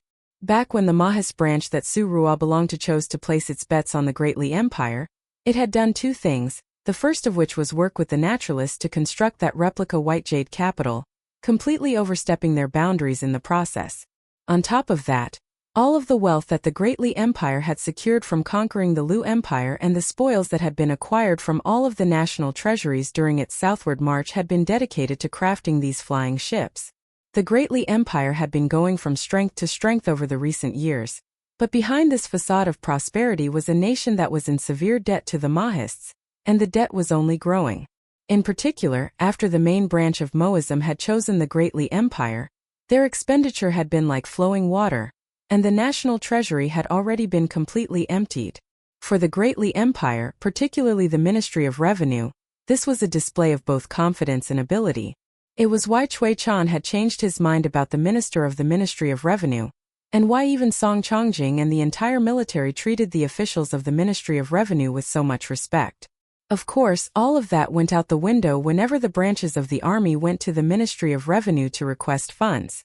They would cry and scream, and all of them were top-notch actors when it came to acting poor. Song Changjing was aware of this, but he saw no problem in it. The altercations between scholarly and military officials, the trend of the scholars of the younger generation abandoning their scholarly pursuits to join the military, the blurring of the lines between scholarly and military officials of the imperial court. These were all good things as far as he was concerned. The Ministry of Works, which had the closest ties with the foreign Mahis cultivators, was also a significant contributor behind the scenes. In contrast, the Ministry of Rights and the Ministry of Personnel, which were supposed to have been the two most prestigious ministries of the six, were going to be in a rather awkward position when it came time to rate contributions and assign rewards. This was why the officials of the Ministry of Rights were so eager to involve themselves in the matters concerning the new northern mountain of the Great Li Empire, and the forging of the alliance with the Great Sui nation. With the battlefield drawing closer and closer, the Ministry of Rights was inevitably going to lose ground over the next century, and there was a very good chance that it would be infiltrated and eroded by the other 5 ministries. After all, the Ministry of Justice was still making undeniable contributions when it came to gathering intelligence and recruiting cultivators. Hence, the Ministry of Rights was doing all of this because it was afraid that while all of the other ministries were expanding their territories, it would be completely left behind in the dust when it had once been the most prestigious of the 6 ministries. If that were to happen, then how would it be able to continue to enjoy the power and wealth of serving as the Great Li Empire's #1 ministry? That left only the Ministry of Personnel, which was already in a state of internal turmoil. However, due to the supervision of the Guan clan's patriarch, regardless of how fiercely the officials bickered and argued with one another behind closed doors, they remained professional and reserved in the presence of outsiders in public. On the subject of the Peace and Safety Tablet, the Ministry of Rights was vehemently requesting that all of the procedures, including nomination, inquisition, certification, file-keeping and evaluation, be placed under the jurisdiction of the Ministry of Rights. At the moment, the Ministry of Justice was responsible for overseeing roughly half of these procedures, and the Ministry of Rights was very eager to change that, but the Guan clan patriarch refused to give a definitive stance on the matter, resorting to all types of stalling tactics to maintain his ambiguity. In the end, he had even gone as far as to apply for sick leave. Everyone knew that he was as healthy as an ox, and that he was even fitter than some of the officials of the Ministry of Rights that were in their prime years, so it was very apparent that this was nothing more than a stalling tactic. It seemed that the older the fox grew, the more shameless it became. The minister of the Ministry of Rights was technically half of the disciple of the Guan clan patriarchs, yet it was said that even he couldn't help but erupt into a fit of rage upon hearing this news, accusing the Guan clan patriarch of shamelessly using his age and seniority to his advantage. The imperial court of the Great Li Empire had become very lively and busy, and there were many funny stories arising from this special time period. During the first month of the year, many officials were paying New Year's visits to one another in Ichi Alley and on Cheer Street. When it came to these private dealings between officials, Song Changjing didn't have much interest. It was only to be expected that these dealings would take place, and he saw no reason to intervene as long as the parties involved didn't overstep their boundaries. In any case, there was no need for a martial artist like him to concern himself with such affairs.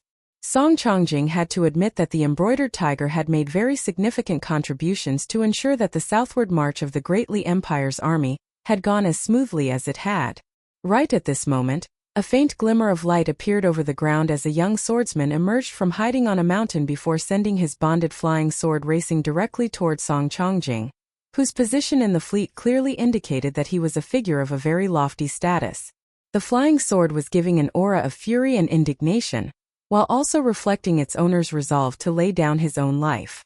Song Changjing waved off the accompanying Earth Immortals who were poised to swoop in to protect him. The flying sword of a mere 6th-tier swordsman posed no threat to a 10th-tier pure martial artist like himself. With a casual punch, Song Changjing sent the bonded sword flying back down to the ground, where it pierced into the earth right beside the young swordsman. The young man's complexion turned deathly pale as he swayed unsteadily on his feet, but he refused to fall as he continued to glower intently up at the unfathomably powerful man above. The young swordsman lacked the power to unleash any further attacks, and he slumped to the ground in a helpless manner as the almighty fleet passed him by overhead. From there, The fleet of Maha's ships intentionally flew over the southern mountain of the luminous Vermilion Empire. Over 1,000 swordsmen who had already resolved themselves to lay down their lives joined the southern mountain god to oppose the enemy. Countless flying swords rained down from the dozen or so sword boats in the fleet, and 2 storms of flying swords clashed as the sword boat flying swords that had been crafted at the expense of astronomical sums of immortal currency clashed against the bonded flying swords of the swordsmen below. Occasionally, a bonded flying sword or two would slip through the cracks, only to be vanquished by the immortal treasures unleashed by the Greatly Empire's native and recruited nascent and golden core tier cultivators. The entire sky above the southern mountain was illuminated by a stunning display of lights, giving it the appearance of an immortal paradise.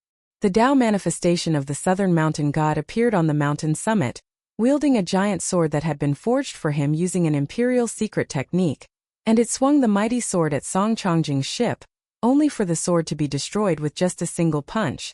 With a second punch, Song Chongjing shattered the southern mountain god's godly body, then descended onto southern mountain god temple. The southern mountain god was just about to reform its godly body to continue its resistance when Song Chongjing declared in an authoritative voice, "That's enough.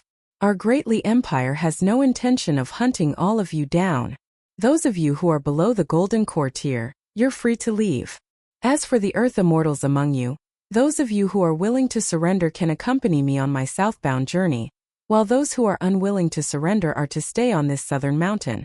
I can assure you that there won't be any senseless slaughter, and everyone will get the chance to buy their way out without having to sacrifice anything integral to your foundation as earth immortals and swordsmen. As for all of your non-essential belongings, you'll have to hand them over in exchange for your lives." The entire summit of the southern mountain instantly fell deathly silent. All of a sudden, Song Chongjing launched himself through the air, and most of the southern mountain god temple collapsed violently beneath his feet. An earth immortal swordsman was in the process of trying to rally his comrades to continue resisting the Greatly Empire's forces when his body and golden core were both destroyed with a single punch from Song Chongjing, leaving behind only his own soul and his waning nascent soul.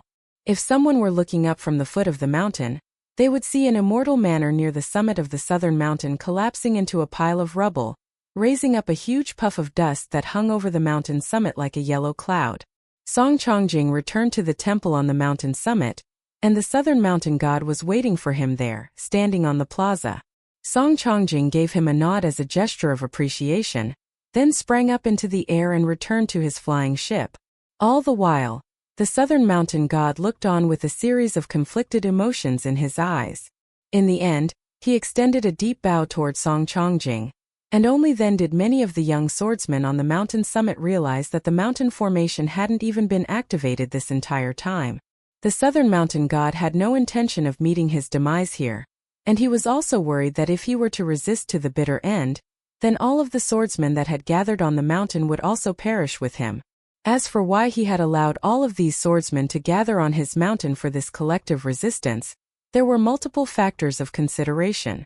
Essentially, he had done this so that he could answer to both his former masters and new masters. The fall of the luminous Vermilion Empire was inevitable at this point, and with that, he would almost certainly be stripped of his status as the southern mountain god. However, by rallying all of these swordsmen in this spirited resistance, he would be praised by the citizens of the luminous Vermilion Empire for his valiance, rather than be denounced for cowardice and lose the worship of the people. At the same time, by gathering all of these swordsmen in one place, he had spared the Greatly Empire some trouble, and hopefully, that would at least secure him the position of mountain god of one of the Greatly Empire's more prominent mountains after he was stripped of his status as the southern mountain god. In the wake of the luminous Vermilion Empire's inevitable demise, he had to take measures to ensure he didn't meet his demise as well. Upon returning to the ship, Song Chongjing rested his hands on the railing as he cast his gaze into the distance. The reign title of the Greatly Empire was about to change soon. Bamboo Scroll Lake, Pond Water City, Fan Clan's Manor. Some visitors had come, bearing a name slip, and they requested an audience with General Guan Iran. The porter immediately reported this matter without delay. At the moment, there were 4 individuals from the Greatly Empire of a similar level of status and power stationed in the cities, and over the past year, Guan Iran of Pond Water City had seen a gradual elevation in his status, placing him slightly ahead of his 3 peers. The other 3 often had to come to Pond Water City to discuss important matters, while Guaniran never had to leave the city, and these subtle signs were enough to tell the whole story. There were even rumors stating that Guaniran was Su Gaoshan's son-in-law, and those rumors were not entirely unsubstantiated. On top of that, the porter was struck by a sense of familiarity at the sight of a young man among the visitors. However, the young man was dressed in a gray cotton robe, and he was looking slightly emaciated. In the end, the porter was unable to identify him. The trio was quickly led to General Guan, who had set up his office in the Fan clan, and each of the 3 of them was carrying a large bamboo box. Guaniran had taken off his armor and was standing under the eaves of a row of rather shabby buildings in his office, looking rather taken aback. The wine that he had been waiting a very long time for hadn't come. Instead, he had been met with someone that he wasn't very fond of. Gukin Guaniran naturally wasn't a fan of the way that Gukin had carried himself in Bamboo Scroll Lake. This was both due to his own personality, as well as the subtle influence that the Gu clan had had on him. There were rules that had to be followed in all walks of life, and it was nothing short of a miracle that a reckless fool like Gu Kan, who relished in breaking rules, had been able to survive to this day in such a chaotic and unpredictable world. A friend of a friend wasn't necessarily also a friend, but they were certainly not to be shunned either. Now that the main forces of the Greatly Empire's army had already left Bamboo Scroll Lake, Guaniran had become the unofficial ruler of the martial arts world, wielding even more power over Bamboo Scroll Lake than Lu Zhimao once had. Gukin was looking quite calm and composed in Guaniran's presence, while the accompanying Zheng Yi and Ma Dui were looking and feeling far more uneasy. The 2 parties drew to a halt across from one another in the courtyard, and Guaniran smiled as he asked, "You must be Gu Kan, right? Can I help you with something?" Gukin smiled as he pulled out a flagon of osmanthus wine from Old Dragon City, then offered it to Guaniran as he said, "Chun Pingan has asked me to deliver this flagon of wine to you. He says that he owes you this flagon of wine." Guaniran accepted the flagon of wine, but he was looking rather exasperated as he scoffed. "The wine has arrived, but he hasn't. What's that all about?" A self-deprecating look then appeared on his face as he mused. "I suppose that's better than having him here to see me without any wine." Zheng Yi and Ma Dui were very relieved to see this. It seemed that Guaniran really was on very good terms with Mr. Chun. "Gu Kan, do you know why Chun Pingan asked you to deliver this wine to me?" Guaniran suddenly asked. Gu Kan nodded as he replied, "I do. He wants me to take this opportunity to become acquainted with you. Even if you're not going to explicitly look after me, as long as you accept this flagon of wine, I'll be spared some trouble on my return journey to Cyan Gorge Island. So you're not stupid after all?" Guaniran chuckled. "In that case, why were you so reckless and arrogant in the past?" "I was immature back then and felt like I was surrounded by idiots that I could take advantage of as I pleased, but I don't dare to think that now," Gukin replied in a candid manner. Guaniran nodded as he said, "If you encounter any minor problems in the future, you can come to me for help, but if you run into any major problems, then I suggest you don't bother coming here. I don't have a very good impression of you, so I'm not going to help you with anything that requires too much effort on my part." Gukin cupped his fist in a salute as he said, "In that case, I'll be thanking you in advance, General Guan. I'm in a lot of debt at the moment, but if I do require your help with anything, I'll make sure to bring a flagon of wine with me whenever I come to visit." Guaniran gave a curt nod as he replied, "I'm very busy with official matters, so I won't keep you company any longer." Gukin cupped his fist again, this time in a parting salute, then departed with Zheng Yi and Ma Dui. As he walked along the streets of Pond Water City, Ma Dui complained, "He sure does act high and mighty for such a young man."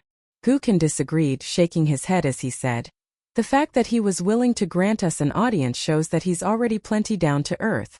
We're going to need his help with the 2 major events set to take place at the end of this year and the middle of next year. If you don't want to come to General Guan's office again, then you can visit Ape Crying Street with Zheng Yi the next time I come to see him." A hint of lingering unease appeared in Ma Dui's eyes as she said, "There's too heavy an official air about this place. In particular, the 2 Greatly Empire door gods plastered on the gates of the Fan clan's manor were looking at me in a very hostile and forbidding way. I don't want to have to come here and suffer through that ordeal again." Zhang Yi nodded vigorously as he chimed in agreement. I also felt like the two door gods were looking at me in a very unfriendly way. Honestly, as a ghostly cultivator, I'm very surprised that they even let me in at all. The three of them rented a boat that now belonged to the authorities of the Great Li Empire. According to the recently established rules, anyone who wished to enter Bamboo Scroll Lake, regardless of whether they were cultivators, officials, merchants, or tourists, had to display passports at the ferry station in order to be granted entry. However, anyone in possession of a peace and safety tablet from the Great Li Empire was exempt from this, regardless of what caliber their tablet was. On top of that, the ferry station was to provide them with boats free of charge. There were very few people in the entirety of Bamboo Scroll Lake who enjoyed such a privilege, and even the likes of Tian Hujuan Yugue and the Earth Immortal couple on Oriole Island were still without peace and safety tablets. This was a clear indication of just how precious a peace and safety tablet was, even one of the lowest caliber. Recently, two pieces of astonishing news had been making the rounds in Bamboo Scroll Lake, the first of which didn't have much to do with Bamboo Scroll Lake, but had massive connotations for the entire continent, as it was the news that the Emperor of the Great Li Empire had passed away. The second piece of news hit much closer to home for all of the islands and cultivators of Bamboo Scroll Lake. And only in the wake of this stunning revelation did the cultivators of Bamboo Scroll Lake finally come to understand why there had been so much uncertainty in the past few years. As it turned out, the current most powerful immortal sect on the Parasol Leaf continent, the Jade Tablet sect, had chosen Bamboo Scroll Lake as the site for its lower sect on the eastern treasured Vial continent. Hence, ever since the arrival of spring, the entirety of Bamboo Scroll Lake had been obsessed with any and all pieces of news pertaining to the Jade Tablet sect, regardless of big or small. However, none of that had anything to do with Gu Qin anymore. Chen Ping'an had assigned him with the task of arranging the heavenly worship ceremony and the liberation rite of water and land. In addition to passing all of his account books onto Gu Qin, Chen Ping'an had also written out for him extremely detailed documents pertaining to the two major events, spanning tens of thousands of characters. Following a discussion, it was decided that Chen Ping'an and Gu Qin would shoulder the costs equally between them. That was not a small sum of money, and it was far more than what Gu Qin's mother had been able to take with them from the Spring Courtyard mansion, so Gu Qin would just have to be indebted to Chen Ping'an for now. Prior to his departure, Chen Ping'an had sat down with Gu Qin and outlined to him what had to be done over the coming years. It would take at least 2 years for Gu Qin to arrange the heavenly Tao and the liberation rite of water and land, and that, in addition to the what Chen Ping'an had done earlier in the Stonebrush Nation and the Plumglaze Nation, would only go halfway to repaying Gu Qin's debts. From there, he would have to continue his travels and strive to create an island in Bamboo Scroll Lake that was fit for the cultivation of ghostly entities and Yin spirits. The trio slowly traveled towards Cyan Gorge Island by boat, and Gu Qin was standing at the front of the boat with the bamboo bookcase on his back. Over the past year, he had been constantly carrying the Hall of the Underworld on his back. It seemed like a blessing to be able to transform into a Yin entity following one's demise, but it was actually more so a curse. All Yin entities, regardless of whether they had once been mortals or cultivators, had to have held very deep-seated fixations during their lifetimes and strong attachments to the world of the living. However, the cycle of life and death was part of the natural order, and they were punished by the laws of heaven and earth for defying this cycle. The passage of time, the 24 solar terms, the rumbling of spring thunder, the yang energy of summer, all of these aspects of nature posed no harm to the average person, but were nothing short of torture for Yin entities to endure. There were also things like the morning gong strikes of monasteries and temples, the incense offerings in scholarly and martial sage temples, as well as city god pavilions, the door gods plastered to the entrances of households, the aura of war on battlefields. All of these things harmed Yin entities to different extents. That wasn't even to mention the official immortals who often went out slaying ghostly entities in order to accumulate merit for themselves, as well as ghostly cultivators who relished in capturing Yin spirits before molding said Yin spirits to their needs, often through extremely tortuous and painful means. With so many trials and tribulations constantly hanging over the heads of all Yin entities, it was truly a fate worse than death. Of course, Gu Qin had been somewhat familiar with this prior to Chen Ping'an's arrival in Bamboo Scroll Lake, but he had never bothered to look into such matters. However, things were different now. On their way back, They were met with a Luchuan from Cyan Gorge Island coming from the opposite direction.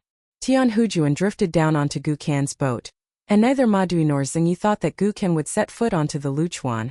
But to their surprise, Gukan accepted Tian Hujuan's invitation and stepped onto the large Luchuan. The two of them engaged in an amicable conversation with each other, and it seemed that there were no hard feelings between them, as if they were still the senior sister and junior brother duo from back when Cyan Gorge Island was in its heyday. Tian Hujuan jokingly said to Gukan that Chan Pingan still owed them a lot of money, and that the cultivators in the secret vault of Cyan Gorge Island had been constantly complaining to her about his outstanding debt. The Hall of the Underworld and the colored glazed pagoda replica that they had borrowed from Yugui on Chan Pingan's behalf were both very valuable ghostly treasures. In response, Gukan replied that this was an important matter for their master to give a verdict on once he returned to Cyan Gorge Island. An awkward look instantly appeared on Tian Hujuan's face upon hearing this. There was barely even a single cultivator in the entirety of Bamboo Scroll Lake who believed that Lu Jimao would be able to leave the water dungeon on Palace Willow Island alive. If he were able to leave, then he would have returned to Cyan Gorge Island long ago, and there was no reason for him to delay. Now that Su Gaoshan was gone, everyone was convinced that the day that the leader of the Jade Tablet sect's lower sect was named would be the day that Lu Jimao met his demise. It had been a very long time since Gukan last wore that dark green python robe, but he still had a habit of tucking his hands up their opposite sleeves as he said in a quiet voice, "One cannot be faulted for doing some underhanded things in order to reach the pinnacle of the great Tao, but there are certain lines that must not be crossed.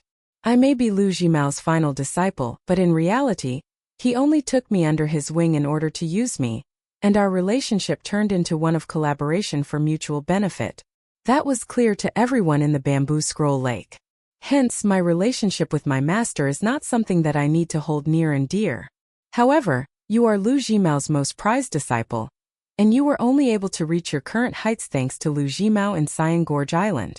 If you step too far out of line, think about how that would tarnish your reputation in the eyes of the Greatly Empire, Guani Ran, the cultivators of Bamboo Scroll Lake, and the future cultivators of the Jade Tablet sect's lower sect. Seeing as you're already an Earth Immortal now, wouldn't it be best for you to exercise a bit more foresight? After all, there are now many rules in Bamboo Scroll Lake, and the way that we used to do things is no longer suited to this new environment. Did Mr. Chan ask you to relay that to me? Tian Hujuan asked. It has nothing to do with Chan Pingan, Gukan replied with a shake of his head. I'm sure he was able to see your actions even clearer and with deeper insight than I can, and that's why he didn't bother to tell you all of this. Our relationship may have been a little rocky at some points in the past, but I still consider you someone close to me. So this is some advice from me to you from the bottom of my heart. It's up to you whether you heed my advice or not. I understand that this may sound like I'm preaching to you, and I may be coming across as a little pretentious, but I have to say this even if it annoys you. It's too late for me to turn back, Tian Hujuan sighed. A faint smile appeared on Gukan's face upon hearing this, and he felt as if he were seeing his past self in the current Tian Hujuan.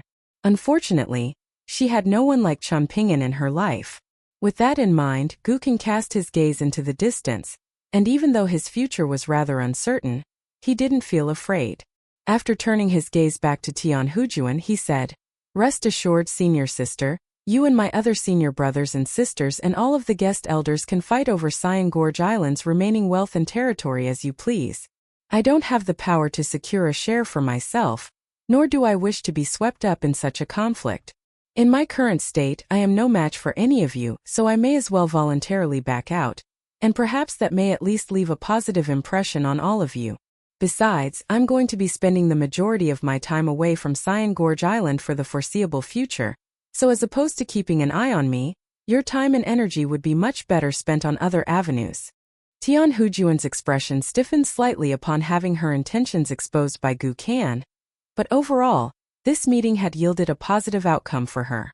With Gukan willing to be so candid with her, she would at least no longer have to constantly speculate about his intentions. It wasn't that Tian Hujuan fully trusted that Gukan was being genuine and candid with her. What had truly put her at ease was the fact that Gukan had to pay a visit to the Fan clan in Pond Water City for protection prior to entering Bamboo Scroll Lake, and that in order to secure a path out for himself, he had resort to speculating that there was a chance that Lu Jimao could leave Palace Willow Island alive, something that no one believed was possible. All of this indicated to Tian Hujuan that Gu Kan truly was no threat without that catfish and Chan Ping'an by his side. As the Lu Chuan reached Cyan Gorge Island, Gu Kan expressed no desire to return to the Spring Courtyard mansion. Instead, he told Tian Hujuan that he would be content with staying in the room at the entrance of the mountain, where he would be neighbors with Zheng Yi. In the end, Ma Dui took over Chan Ping'an's room as its sole occupant, kicking Gu Kan out to stay with Zheng Yi. Gu Kan wasn't bothered by this. He knew that despite her abrasive demeanor, deep down Ma Dui possessed a kind heart, and over time, he had become rather fond of her. Chan Ping'an felt like he had espoused all of the principles of his entire lifetime in Bamboo Scroll Lake, while Gu Kan felt like he had heard an entire lifetime's worth of flattery during the past few years that he had spent in Bamboo Scroll Lake. During his time on Cyan Gorge Island, Gu Kan paid a visit to the ruins of the Hengbo residence, then stood outside the Spring Courtyard mansion for a short while. On this day the weather was sunny and clear, and Gu Kan, Zheng Yi, and Ma Dui were sunbathing while seated in a row on 3 small bamboo chairs. Lu Chongrun of Bejeweled Hairpin Island arrived by boat before approaching them.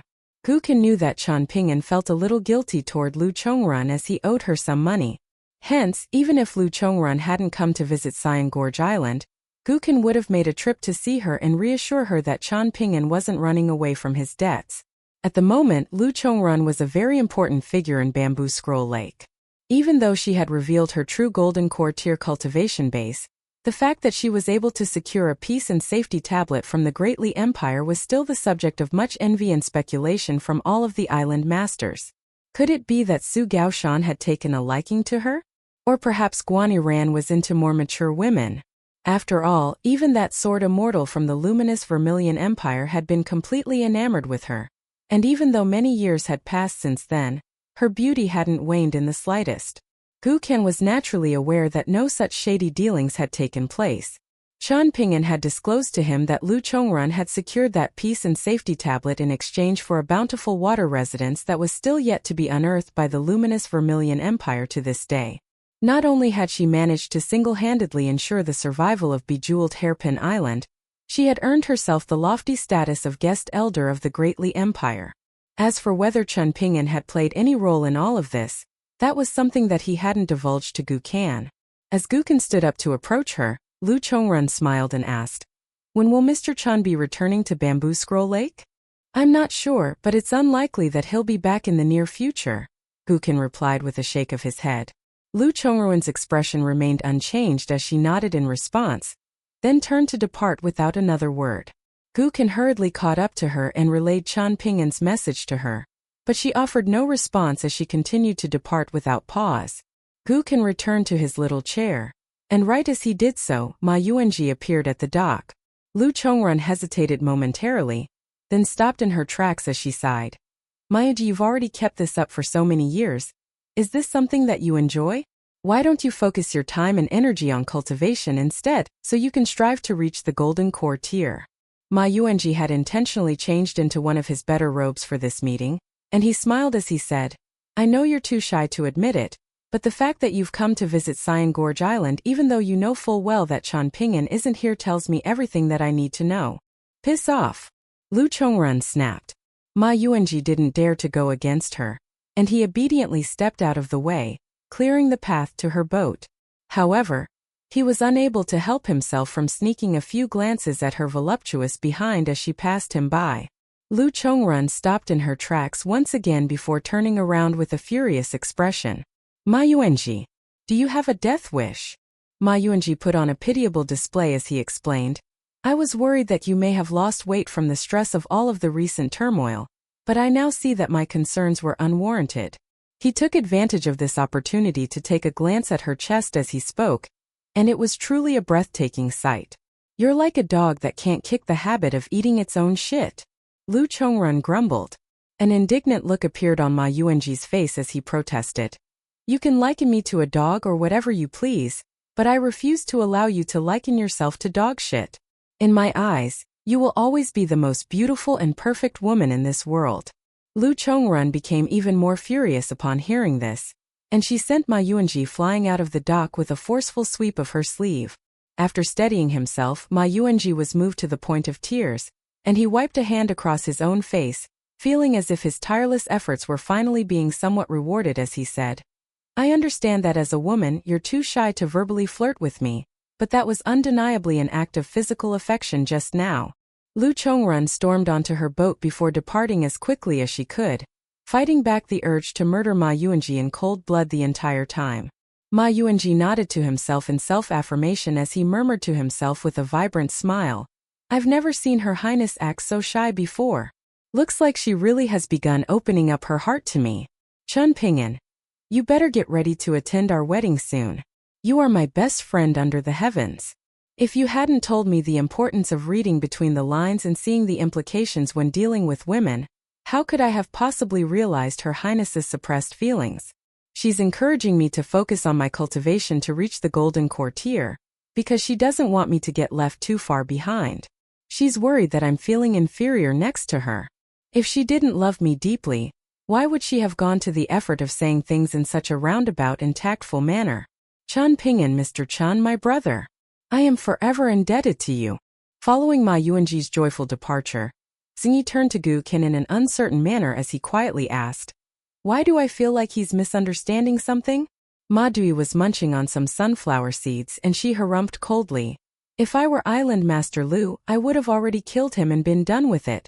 I can't imagine constantly being gawked at by someone so seedy and disgusting." "Do you too think Island Master Lu would fall for Chun Ping'an?" Gu Qin asked with a smile. Zhang Yi considered the question for a moment, then shook his head as he replied, "I don't think so. There's a huge age gap between them, and they barely even get to see each other. On top of that, golden core tier cultivators all possess very resolute Dao hearts, so as exceptional as Mr. Chun is, I think it's unlikely that she'll fall for him. I wouldn't be surprised at all if Lu Chongrun had feelings for Mr. Chun, but there's no way Mr. Chun would fall for an old hag like her." Ma Dui scoffed, and Gu Qin burst into laughter upon hearing this. Ma Dui tossed a handful of sunflower seeds at Gu Qin in annoyance, only for the latter to dodge to the side. As a result, all of the sunflower seeds fell onto Zhang Ye's head, and he hurriedly began picking them up from the ground. Having been with Chun Ping'an for so long, it was difficult not to be a miser. Palace Willow Island Water Dungeon. A prisoner in white linen garbs was seated with his legs crossed in a spacious cell, looking very calm and collected. Standing outside the cell was an elderly cultivator of the upper 5 tiers from the Parasol Leaf continent, the same one that had accompanied the leaders of Peace and Tranquility Mountain, and the planchette riding sect out to sea to hunt down that great demon. Since then, he defected to the Jade Tablet sect and taken a powerful treasure from the Parasol Leaf sect's ancestral hall with him. His actions had almost sparked a full-blown conflict between the Parasol Leaf sect and the Jade Tablet sect, but thankfully, the situation was defused when sect leader Sun Yuan of the Jade Tablet sect personally paid the Parasol Leaf sect a visit. Following a chat with the leader of the Parasol Leaf sect, the crisis was averted, presumably with the Jade Tablet sect giving some form of compensation to the Parasol Leaf sect. The man's name was Zhou Fenglu, and he was the one in charge of the site selection for the Jade Tablet sect's lower sect. As for whether he was just a poor errand boy, that would depend on whether he was ultimately elected the leader of the lower sect, or if that prestige went to Jiang Shangzhen. Zhou Fenglu hadn't already killed Lu Jimao because he wanted to get more out of him, thereby furthering his contributions to the Jade Tablet sect. In doing so, the small group of higher-ups of the Jade Tablet sect who were secretly supporting him would have more of a reason to dissuade those stubborn old farts of the ancestral hall that were leaning toward Jiang Shangzhen. Not everyone in the Jade Tablet sect was on the same page, and there were many senior figures in the sect that had become rather disgruntled with how rapidly Jiang Shangzhen had been rising of late. This was an opportunity for Zhou Fenglu. If he could become the first leader of the lower sect, then that would make him a very important figure in the Jade Tablet sect, allowing him to claim a seat in the sect's ancestral hall. On top of that, it would be a very prominent seat, perhaps one that was right next to Jiang Shangzhen's. Many of the senior figures of the sect who had grown disgruntled with Jiang Shangzhen of late would surely be very pleased to see that. "This is already the 3rd time that I've had to come and see you, Lu Jimao. I suggest you don't make me come again," Zhou Fenglu said in a displeased manner. Lu Jimao took a glance at him out of the corner of his eye, then said, "Us vagrant cultivators aren't like you official immortals. We're wild dogs accustomed to having to scrap for food, so we can't serve as obedient pets. You say that, yet you contacted Tanyuani to pledge your allegiance to the Great Li Empire. Isn't that the same as resigning yourself to serve as someone else's lapdog? Zhou Fenglu sneered. Lu Jimao remained completely unabashed as he replied. Serving the Great Li Empire is the equivalent of becoming a free-roaming pet dog, which is countless times better than being cooped up with no freedom.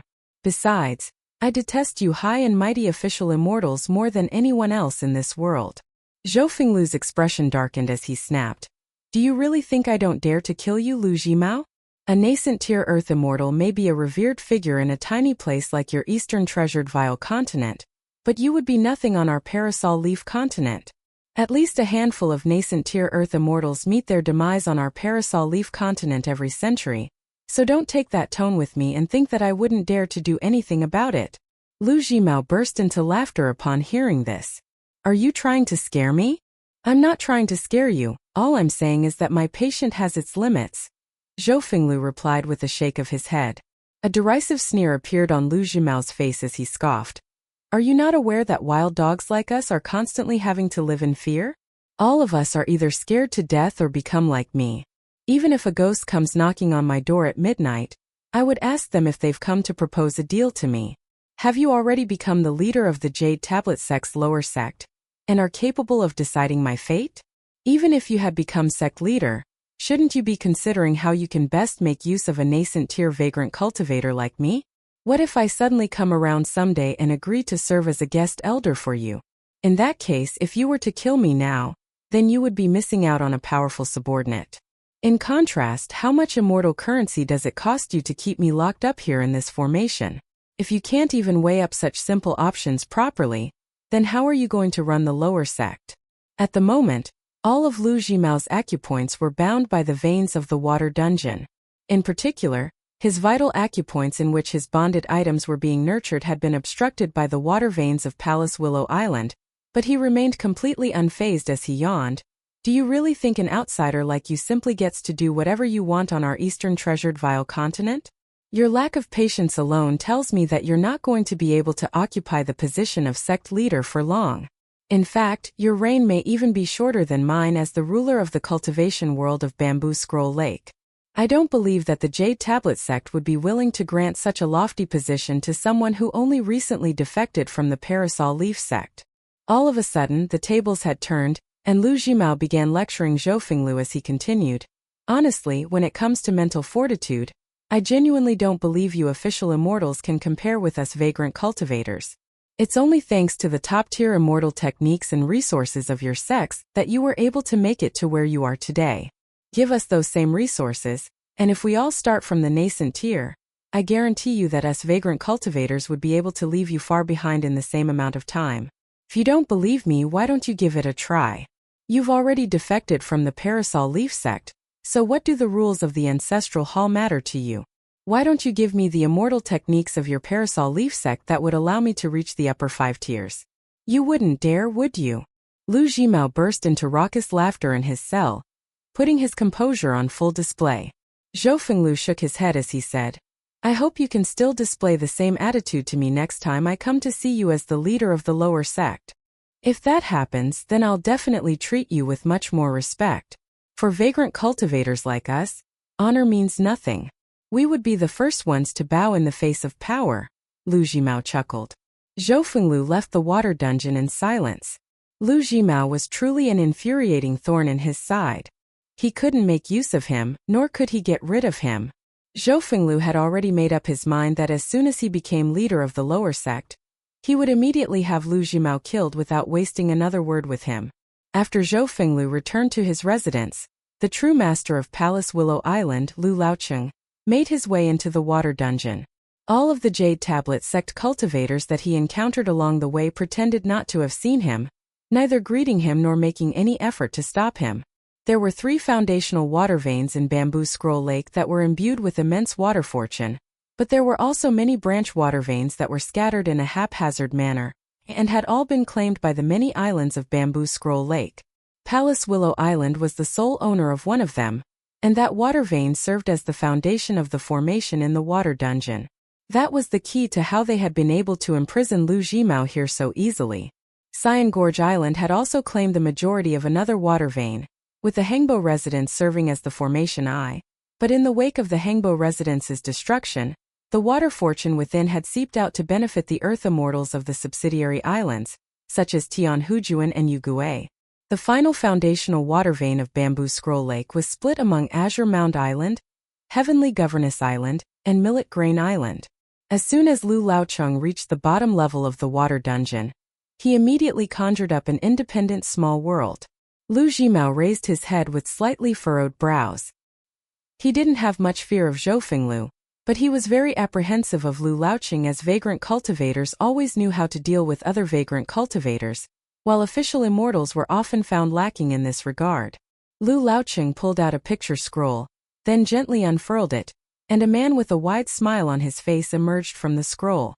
He strode over to the cell with his hands clasped behind his back, then bent down to look at Lu Jimao through slightly narrowed eyes as he said, "I heard that you and Chan Ping'an have a complicated relationship where you're both friends and enemies.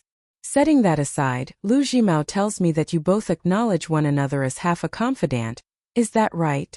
A puzzled look appeared on Lu Jimao's face, and instead of answering the question, he raised one of his own. "Are you Zhang Shangzhen of the Jade Tablet sect? Answer my question first, and after that, I'll see if I want to answer your question." "I asked my question first, so it should be answered before yours," the man said with a smile. Lu Jimao took a glance at Lu Laocheng. Having already dealt with Zhou Fenglu thrice thus far, he had developed a rough idea of what Zhou Fenglu wanted and what he stood for, so he knew that he could stall as much as he pleased, and Zhou Fenglu wouldn't dare to do anything to him. However, in the face of this man, who was very likely Zhang Shangzhen, Lu Jimao was feeling rather uncertain, and he didn't dare to run his mouth. After some careful consideration, he nodded as he replied, "Chan Ping'an and I will never be friends. In fact, there may come a day when a showdown takes place between the two of us, whether that be when I reach the upper 5 tiers or when he attains the powers to stand against me. However, at the moment, it's not incorrect to say that we are both half a confidant to one another, and we've even shared a drink together on several occasions." The man clapped his hands together as he burst into laughter and said, "That's all I needed to hear. From now on, you little Lu, me and old man Lu over here, are all friends on the same boat." Lu Jimao turned his gaze to Lu Laocheng again, but the latter remained completely expressionless, conveying no useful information to Lu Jimao through his body language. The man smiled as he confirmed, "You guessed right, I am Zhang Shangzhen, the leader of the Jade Tablet sect's lower sect." All of a sudden, his smile faded as he wiped a hand over his own face in self-pity and all but began weeping as he complained, "That shameless bastard, Zhou Fenglu, almost ruined everything for me.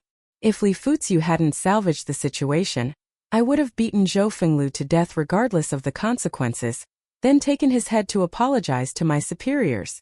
Whenever I think of this, I'm struck by the urge to go to Li Fuziu and kowtow to her in earnest. In fact, I'm even tempted to accept her as my godmother." Immediately thereafter, Zhang Shangzhen began pounding his own chest with a grief-stricken expression as he yelled, "I didn't come to Bamboo Scroll Lake to deal with these trivial matters. My top priority was to catch up with Chan Ping'an. But what now? My plans have been completely ruined by Zhou Fenglu. All I did was arrange a banquet in the Parasol Leaf sect. Did he really need to screw me over? We're both members of the same sect now. How could he do something so conniving and underhanded to me?" Lu Jimao was completely flabbergasted, while Lu Laocheng's eyelids were also twitching slightly. Clearly, he was already somewhat accustomed to Zhang Shangzhen's deranged outbursts, so he was able to hold on to a bit more composure than the dumbstruck Lu Jimao.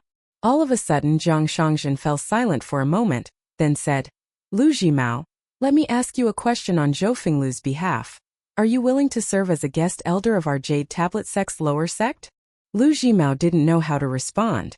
Right at this moment, he caught a glimpse of Lu Laocheng giving him the slightest of nods. He took a deep breath, then nodded as he replied, "I am." Only then did he notice that there was a vibrant green willow leaf hovering right in front of his glabella. Zhang Shangzhen snapped his fingers as a wide smile appeared over his face, and he said, "You're a smart man, Lu Jimao. From this moment forth, you will be the third-ranked guest elder of my lower sect, below only Lu Laocheng and Zhou Fenglu. However, I'm hoping that you'll kill Zhou Fenglu for me once you reach the upper 5 tiers. I don't care how you do it as long as you get it done. If you can do that, I can promise you right now that I'll loan you that powerful treasure that Zhou Fenglu took from the Parasol Leaf Sect's ancestral hall for 100 years. As long as you prove yourself sufficiently useful thereafter, you can have it for another century after that. However, if you fail to kill Zhou Fenglu and are killed by him instead, then you'll have no one to blame but yourself. How will I reach the upper 5 tiers? Lu Jimao asked. Zhang Shangzhen raised a thumb, then pointed it at himself as he replied, That's where I come in. All I have is money. Once you become more familiar with me, you'll definitely come to pity me. I have so much money that it cripples me with sorrow. Even the official immortals of the upper 5 tiers from our Parasol Leaf continent don't know how frustrating it is to be as wealthy as me, let alone you impoverished vagrant cultivators of the eastern treasured vile continent. Lu Jimao turned a bewildered gaze to Lu Laocheng once again. Was it really alright to work with someone? Was it not a safer option to work with Zhou Fenglu instead? Lu Laocheng remained completely expressionless, and it was unclear whether this was a display of confidence, or whether he was also internally regretting his decision. On a peaceful night in Bamboo Scroll Lake, an elderly man was standing by the water as he swept a sleeve through the air, and over 20 bamboo slips shot out at once. All of the characters engraved onto the slips were glowing a radiant gold, and their radiance was comparable with that of the sun and the moon, much like the immortal scriptures left behind by the Confucian sages. There were 24 bamboo slips in total, representing the 24 solar terms, and they fell into Bamboo Scroll Lake.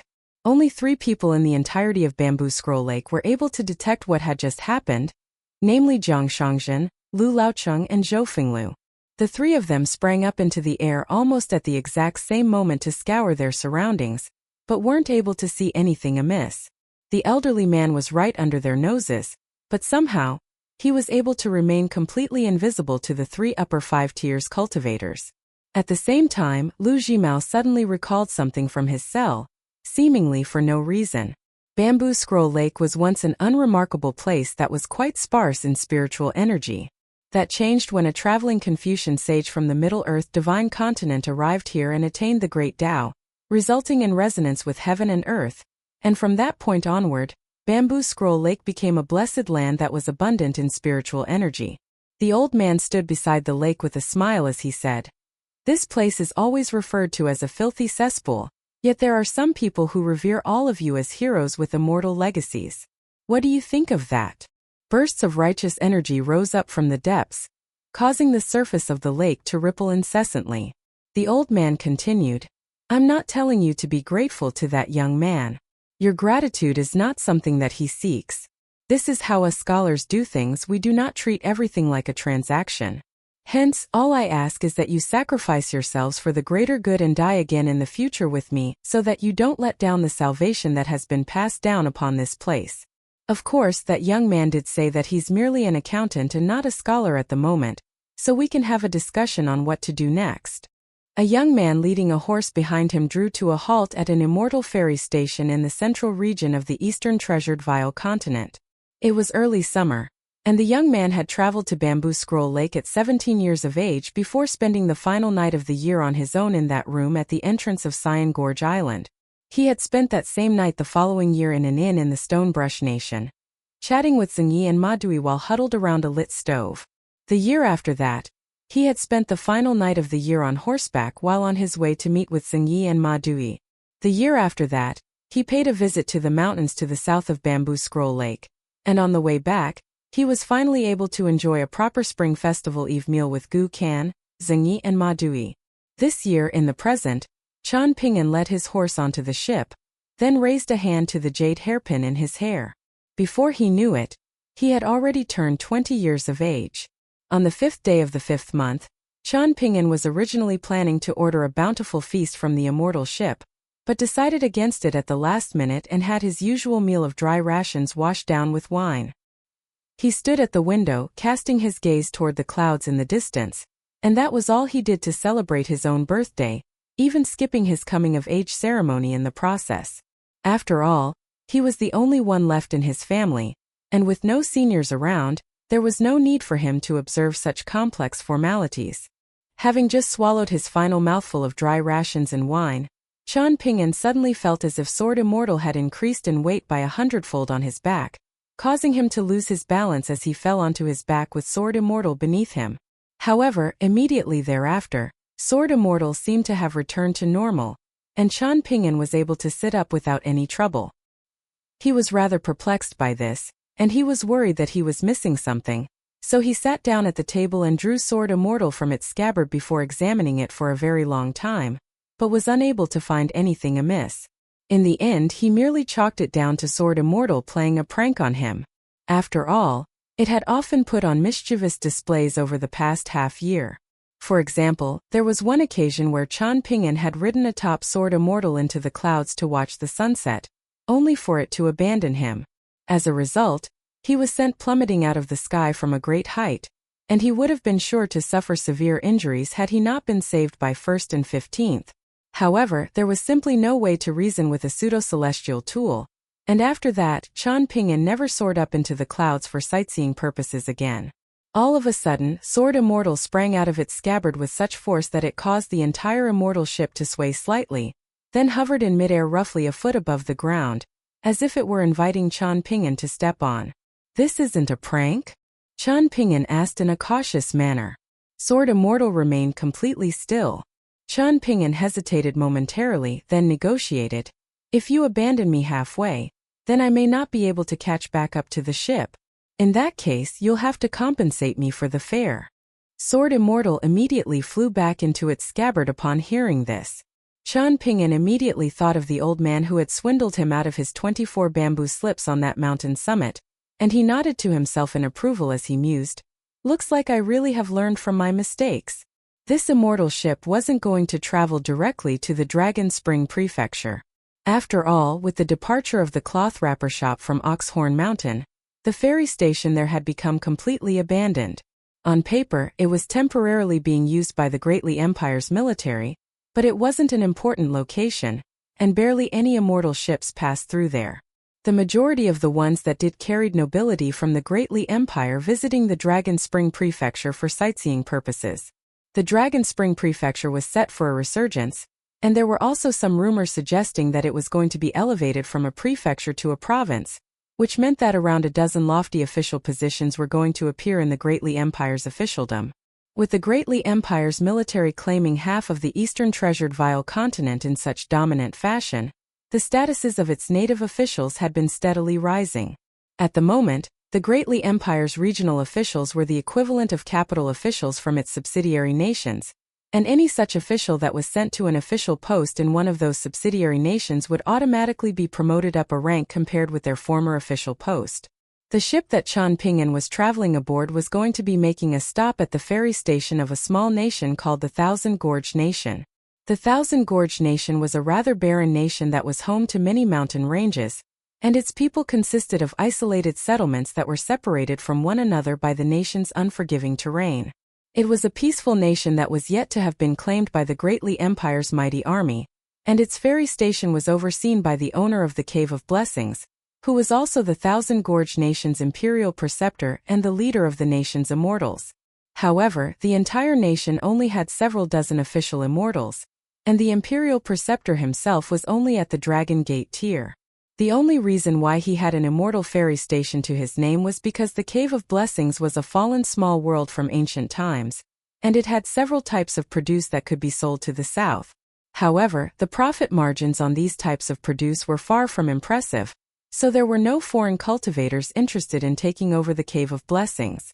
Qian Ping'an's plan was to pay the Dragon Spring Prefecture a visit before traveling to the Colorful Garment Nation and the Watercombing Nation. There were many urgent matters that he had to personally attend to back home, such as the matter of purchasing mountains from the Greatly Empire's imperial court. Wei Bo could help in this regard, but he couldn't sign the title deeds with the Greatly Empire in Qian Ping'an's stead. The journey proved to be quite a smooth one, with the exception of a minor incident. A group of immortals from Light Breeze City felt it demeaning that an ordinary horse was being kept in the stables on the bottom floor of the ship with their meticulously fed and trained spirit steeds, so they wanted to send a message to the horse's owner. Of course, the methods that they employed were quite sneaky, but thankfully Qian Ping'an took great care of his beloved steed. which he had named Chu Huang, and he often sent 15th to check on Chu Huang to ensure its safety. Over the years, he had developed a very strong bond with this beloved steed, and he was extremely grateful to it. Hence, as soon as Chu Huang was startled in the stables, Qian Pingyan immediately sensed it and sent out both 1st and 15th. The pair of flying swords took on an insubstantial form, passing through the ship level by level to reach the bottom floor before stopping a powerful beast cold in its tracks, right as it was about to sink its fangs into Chu Huang. Qian Pingyan then also made his way to the bottom floor of the ship to see what was happening, only to be stopped by the employee responsible for overseeing the stables. He immediately understood what was happening, and he grabbed the young man by the shoulder and dragged him to where Chu Huang was being kept. As Qian Pingyan made his way into the stables, all of the beasts inside began trembling with fear as they cowered in submission. The beast nearest to Chu Huang was a black, dog-like creature with 4 white paws, and it was the size of a small cow. According to the immortal scriptures that Qian Pingyan had purchased from Stalactite Mountain, it appeared to have been a descendant of the mountain-chasing dog, a type of ferocious ancient beast.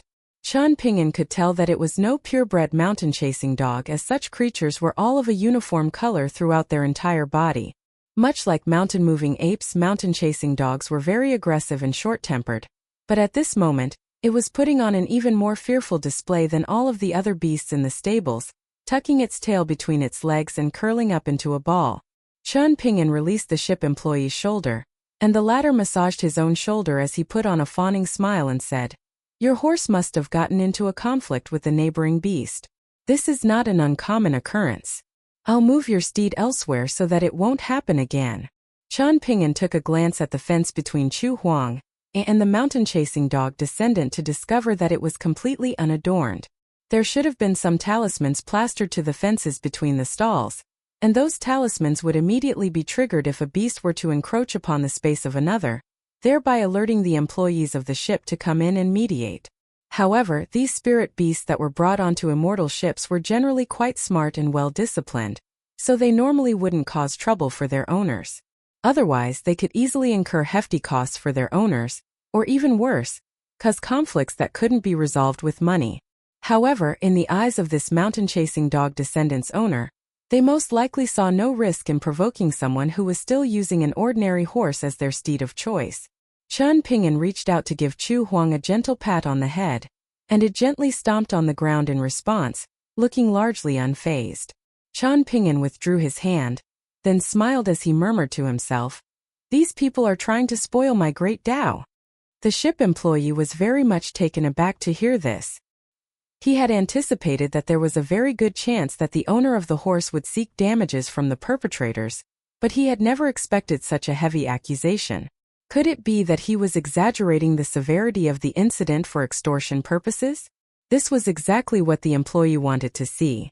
In his mind, the ideal outcome would be for a fight to break out between the two parties.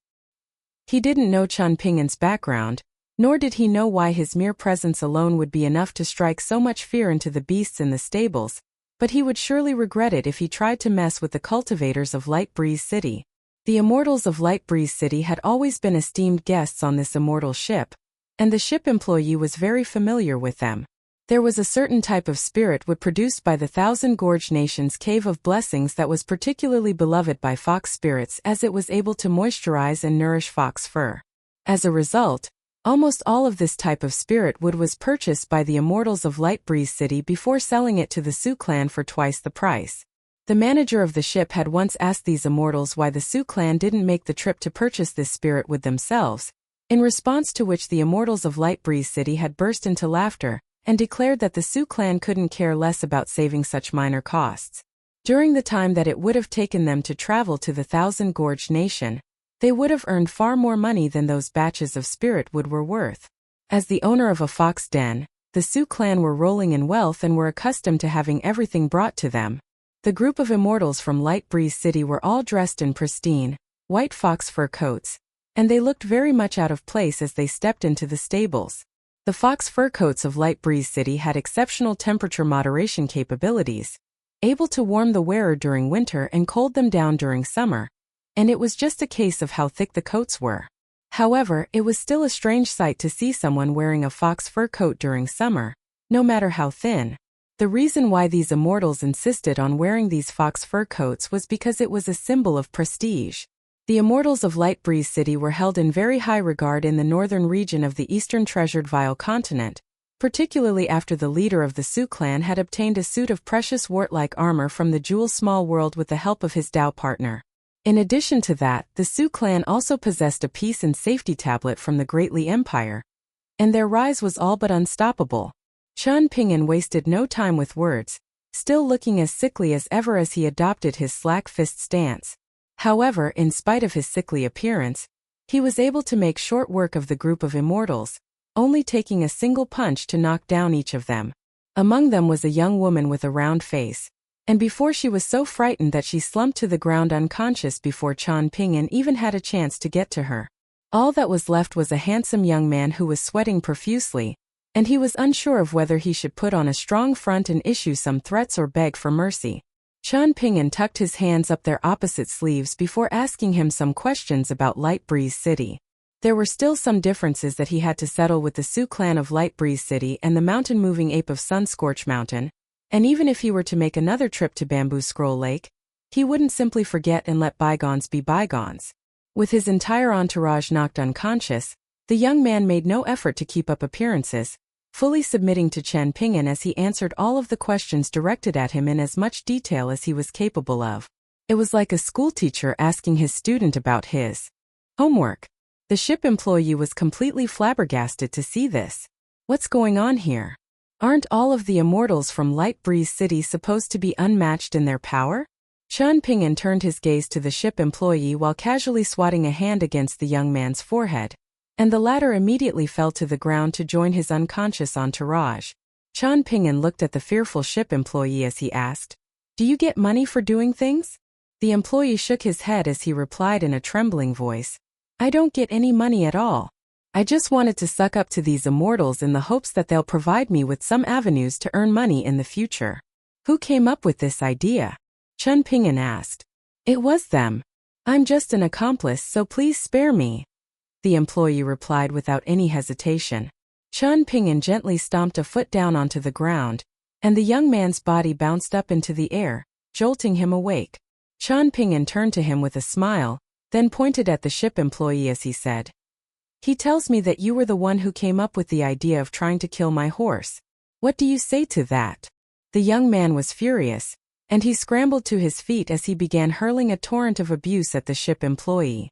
Chen Ping'an promptly departed from the bottom floor of the ship, and as he did so he warned, "Don't kill anyone." The young man made his way toward the ship employee with a sinister grin as he grumbled, "How dare you try and screw me over?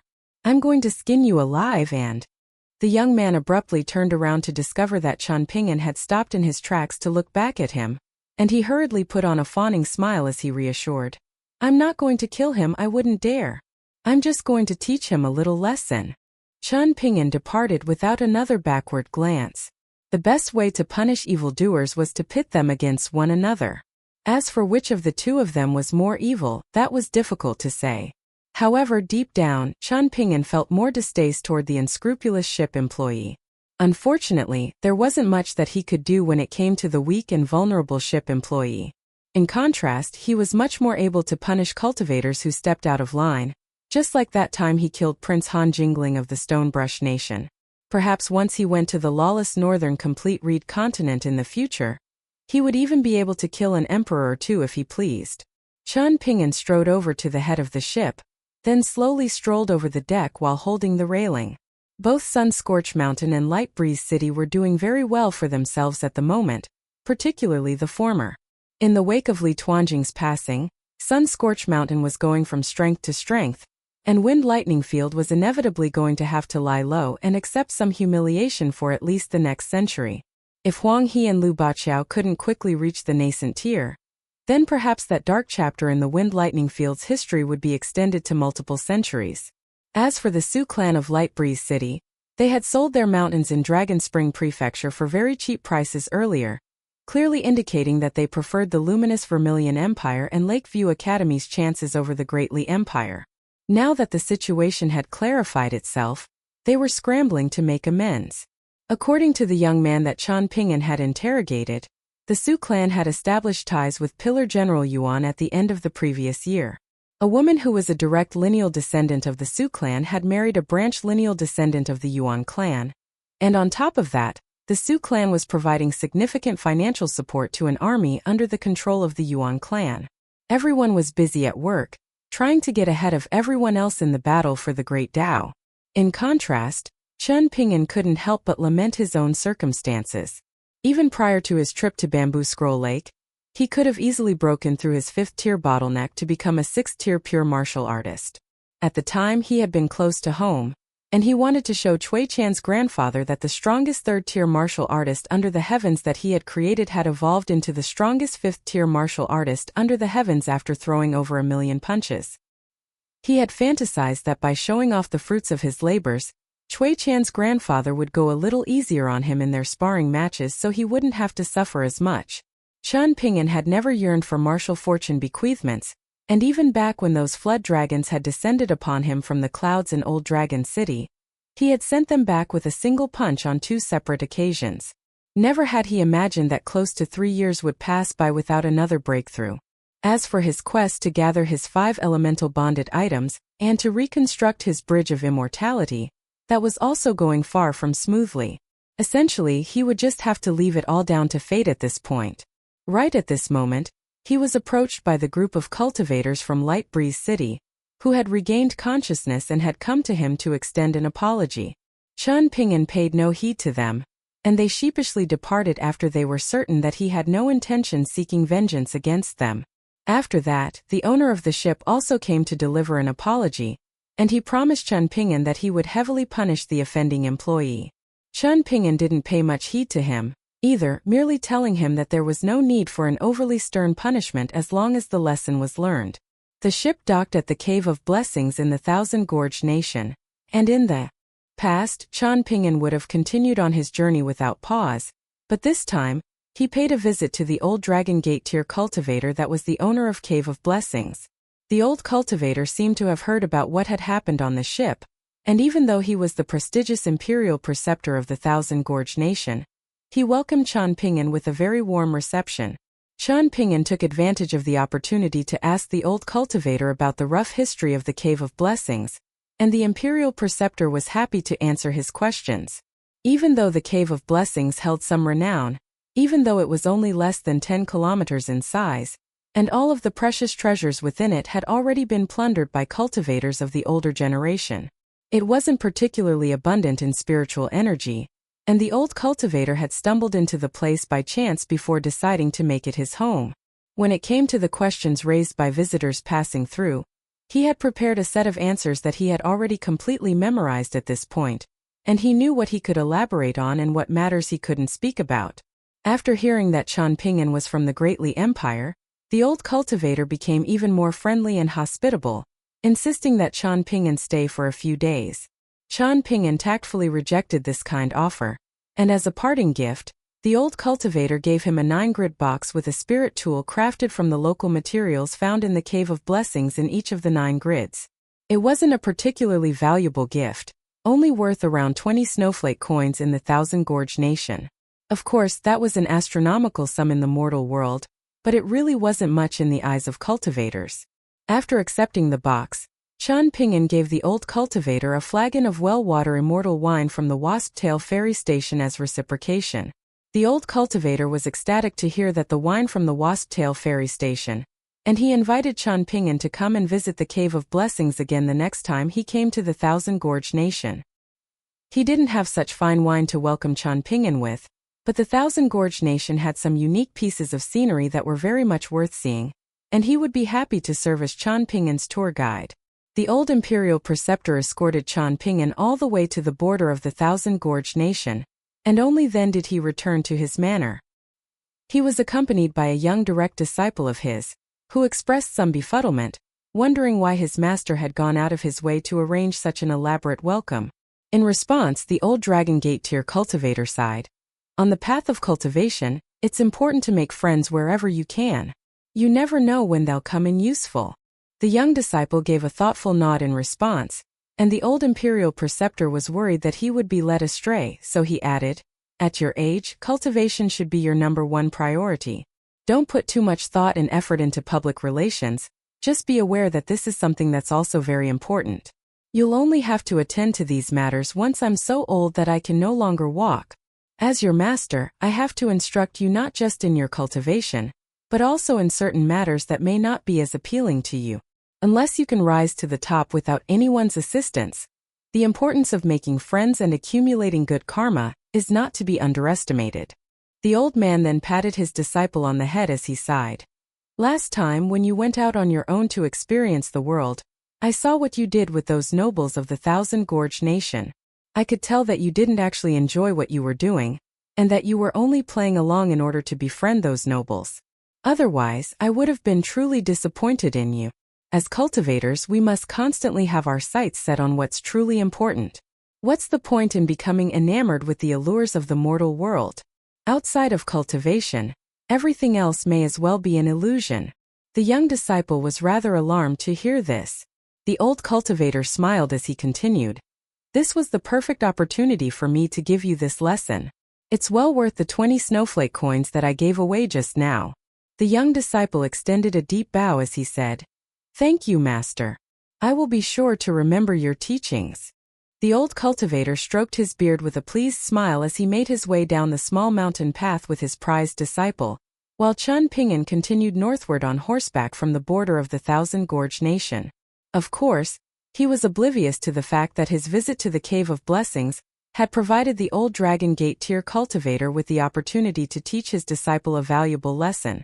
On a rainy summer's day, Chun Ping'an rode through the border pass of the Great Li Empire after displaying his passport.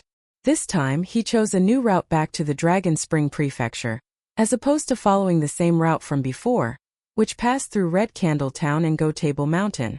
The weather was very rainy and humid the entire way, and it felt to Chun Ping'an as if he had returned to the suffocatingly humid summer environment of Bamboo Scroll Lake. Midway through his journey, he spotted a bare-chested scholar holding a feather fan, standing under an ancient pine tree on a mountain summit.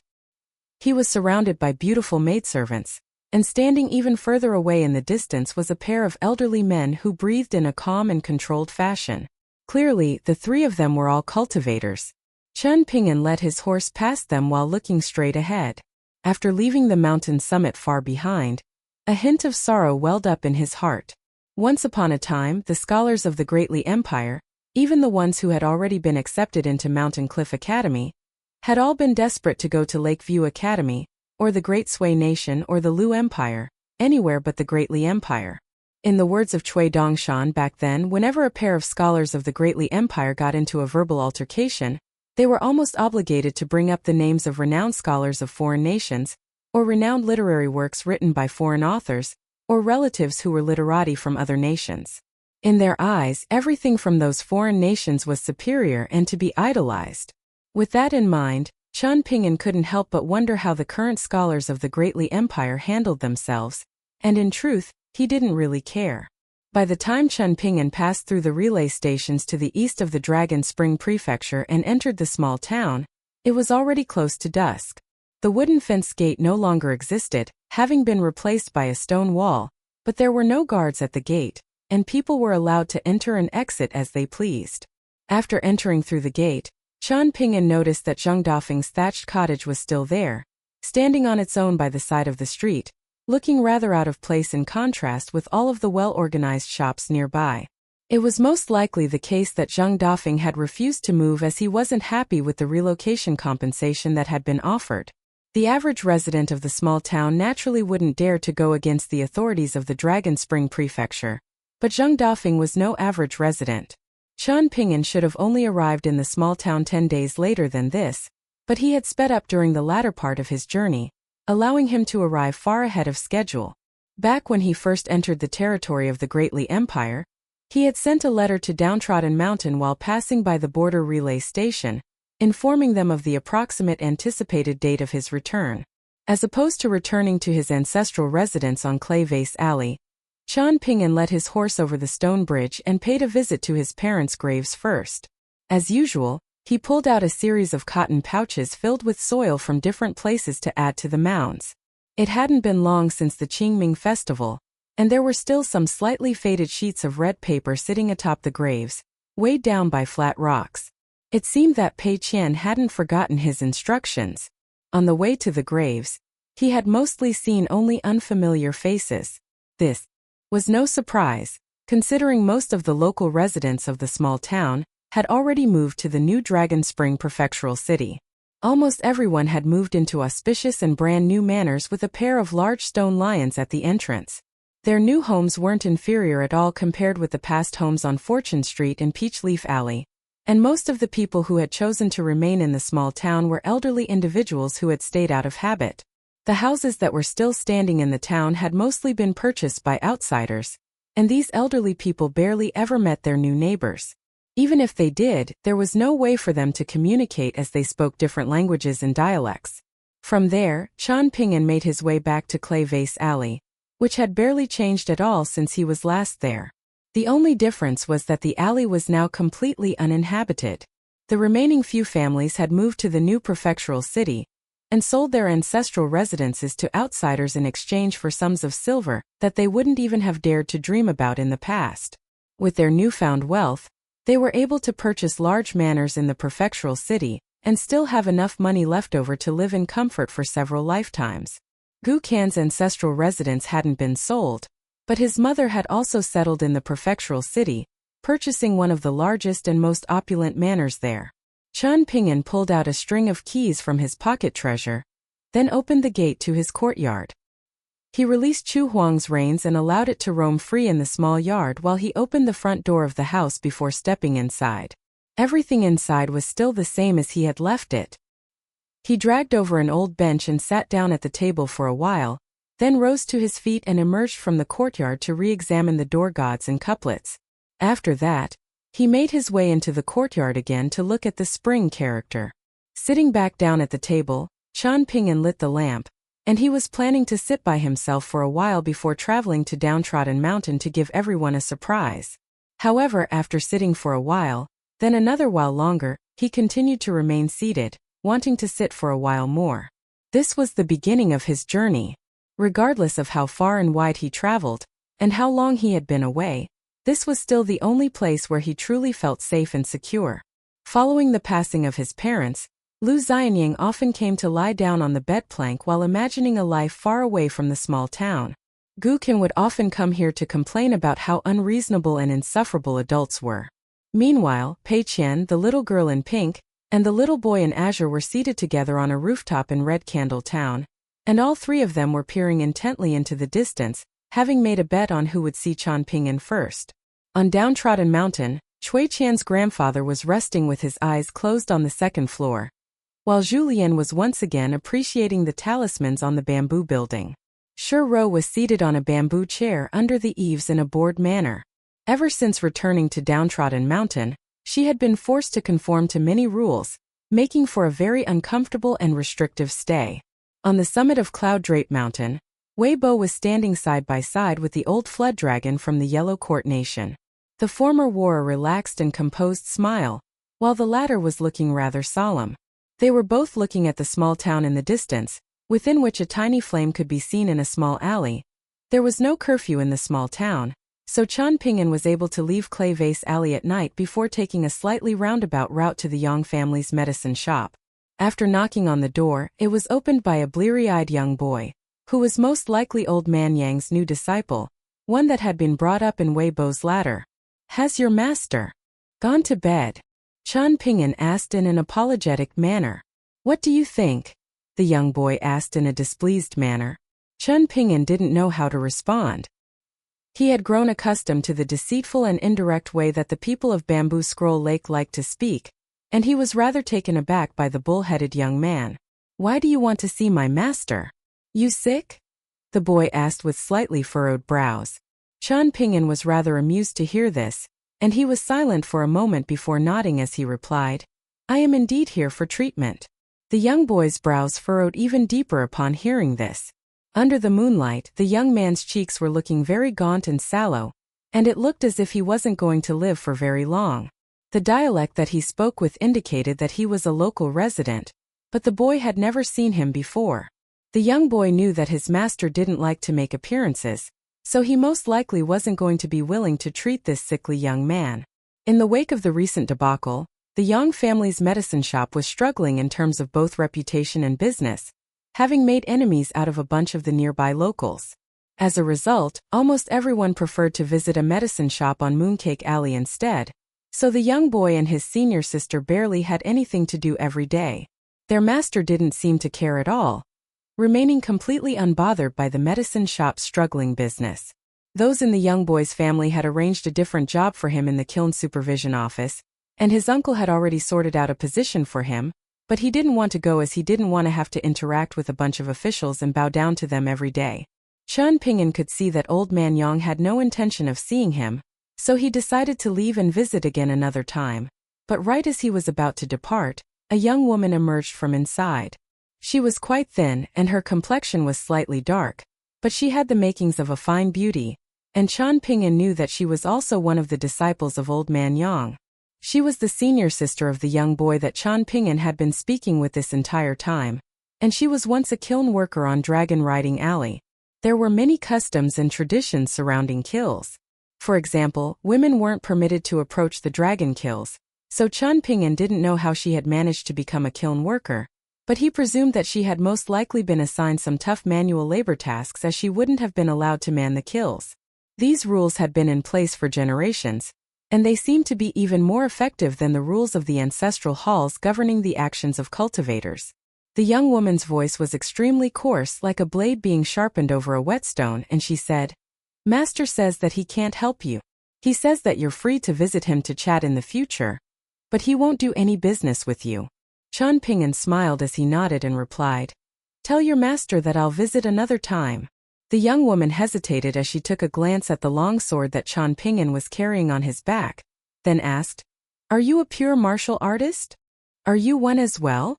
Chen Ping'an asked. The young woman offered no response. "Where is Zheng Dafeng living at the moment?"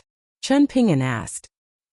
"He likes to wander around in the prefectural city, and he doesn't come to the shop often," the young woman replied. Chen Ping'an took a glance at her and the bleary-eyed young boy, then departed with his horse. These two were most likely still unaware of exactly who their master was, how many sages of the three teachings had come to visit this shop in the past, and what it entailed to become old man Yang's disciple. Chen Ping'an couldn't help but think back to a time when he had been just as oblivious. As the young boy closed the door, he turned to his senior sister and complained, "I don't like that guy. I feel a chill down my spine when I look at him." The young woman had had a very rough upbringing, replete with poverty and starvation, and her emaciation hadn't been helped by all of the manual labor that she had performed as a kiln worker. As a result, only now had she attained a figure comparable with that of the average mortal woman of her age. She was very quiet, and very rarely was she ever seen with a smile on her face. At the moment, she was watching in silence as Chen Ping'an faded away into the distance. She was older than her junior brother and more mature in personality, so she had already begun to become aware that their master was no ordinary person. In no more than 3 years, she had already become a 4th-tier pure martial artist, but in order to overcome her 3rd-tier bottleneck, she had resolved herself to die from the excruciating pain overtaking the medicine in the vial, and only then was she able to break through her limits. The entire time, her master had displayed not even the slightest bit of care, merely sitting and smoking his pipe.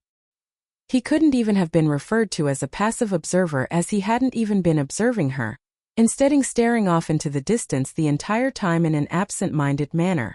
After surviving her ordeal, she had struggled to her feet and wept into her hands in elation, feeling as if she had just conquered an almighty hurdle and accomplished a monumental achievement. Old man Yang took a glance at his overjoyed disciple while knocking the ashes out of his pipe, and he finally spoke for the first time as he said, "Compared with another young man, your mental fortitude is mediocre at best. Is that something worth celebrating over? That young man is not much older than you, and he was also a kiln worker. In fact, his childhood was even worse than yours, and he had no one to rely on but himself from a very young age. You're delusional if you think that right now you have what it takes to reach the mountain summit tier. Here's a piece of advice for you. Next time he scatters his martial fortune bequeathment, you can go kneel on the ground with a bowl to catch what he has discarded. You can't even compare with him, yet you dare to go and ask Zheng Dafeng who Chao Ci is? "You certainly are cocky for someone so young." Her master barely ever spoke to her, and whenever he did, what he said was always extremely hurtful. The same applied to her junior brother, Lingshan, but the difference between them was that he dared to complain about their master behind his back, while she didn't. Qian Ping'an led his horse to the edge of the small town, where Li Huai's home was situated, and after stopping there for a while, he emerged from the alley, then paid a visit to the nearest mountain that he owned, True Jewel Mountain, which he had bought with just a single gold essence copper coin. He made his way onto the mountain summit on horseback, and from there, he cast his gaze toward the small town. It was very late at night, so there were only 4 places in the small town that were still illuminated by lights, namely Fortune Street, Peach Leaf Alley, the county office, and the Kiln Supervision Office. Nestled in the mountains to the northwest was the new prefectural city, which was still brightly lit like a radiant jewel in the night. Clearly, it was far more lively and bustling there than in the small town. True Jewel Mountain was the smallest mountain in the west, and Qian Ping'an had purchased it for one simple reason. It was cheap. At the time, he had planned to build a thatched cottage on True Jewel Mountain, so it would be more convenient for him to visit the small town. True Jewel Mountain wasn't far away from Clay Vase Alley, and it wouldn't take him long to get from one place to another, even on foot. Straddled atop his horse, Qian Ping'an watched as the outline of the small town steadily receded into the night. As a child, he had often entered the mountains to collect medicinal ingredients with a large basket on his back. The first summer had been particularly tough, with the disproportionately large basket weighing down on his diminutive frame. Qian Ping'an had stumbled through the mountains while the rope straps of the basket dug into his shoulders, causing him searing pain. At the time, it had felt to him as if he were carrying his ancestral residence on his shoulders. That was the first time in his life that he had considered giving up. He was just a weak little boy, and he could simply postpone his collection of medicinal ingredients until the next day. He would just have to get up earlier in the morning the next day so that he wouldn't have to work under the sun. The young men in the small town that were tending to their fields had adopted a similar strategy to avoid having to work through the hottest part of the day. Qian Ping'an gently exhaled as he scaled back down True Jewel Mountain on horseback. Wide and smooth paths had been created, connecting all of the mountain summits, so it was nowhere near as arduous as it had been to traverse through the mountains. Even with these paths established, it was going to take quite some time to traverse from True Jewel Mountain to Downtrodden Mountain, as the former was situated in the far east, while the latter was nestled among the mountains in the south.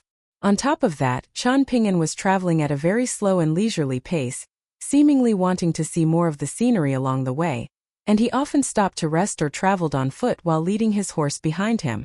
Hence, by the time he entered the territory of Downtrodden Mountain, it was already a day and 2 nights later, and the journey would have taken even longer had it not been for the fact that Chu Huang was far faster than the average horse. While riding atop Chu Huang, Qian Ping'an would occasionally squeeze its belly gently between his legs, and whenever he did this, Chu Huang would speed up as it galloped along the path, leaving a trail of hoof marks in its wake, which Qian Ping'an would turn to look at. He had done this quite often in the past few years, both to entertain himself and as a form of relaxation. In the eyes of Zheng Yi Madui and Gu Qian, Qian Ping'an had many strange idiosyncrasies.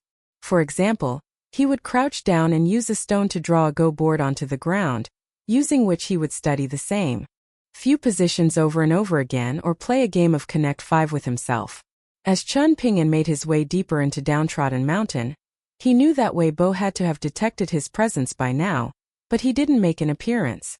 At the moment, in addition to the Dragon Spring Prefecture, Dragon Whisker River and Iron Talisman River, even Embroidered Flower River and the Manor of the Female Ghost in the Red Wedding Dress all fell within the territory of the Northern Mountain. Wei Bo had become an extremely authoritative figure high up on Cloud Drape Mountain, particularly in the eyes of Qi refiners. Wei Bo's failure to make an early appearance was unexpected, but within reason. In the beginning, Wei Bo and Qian Ping'an hadn't shared a very strong bond.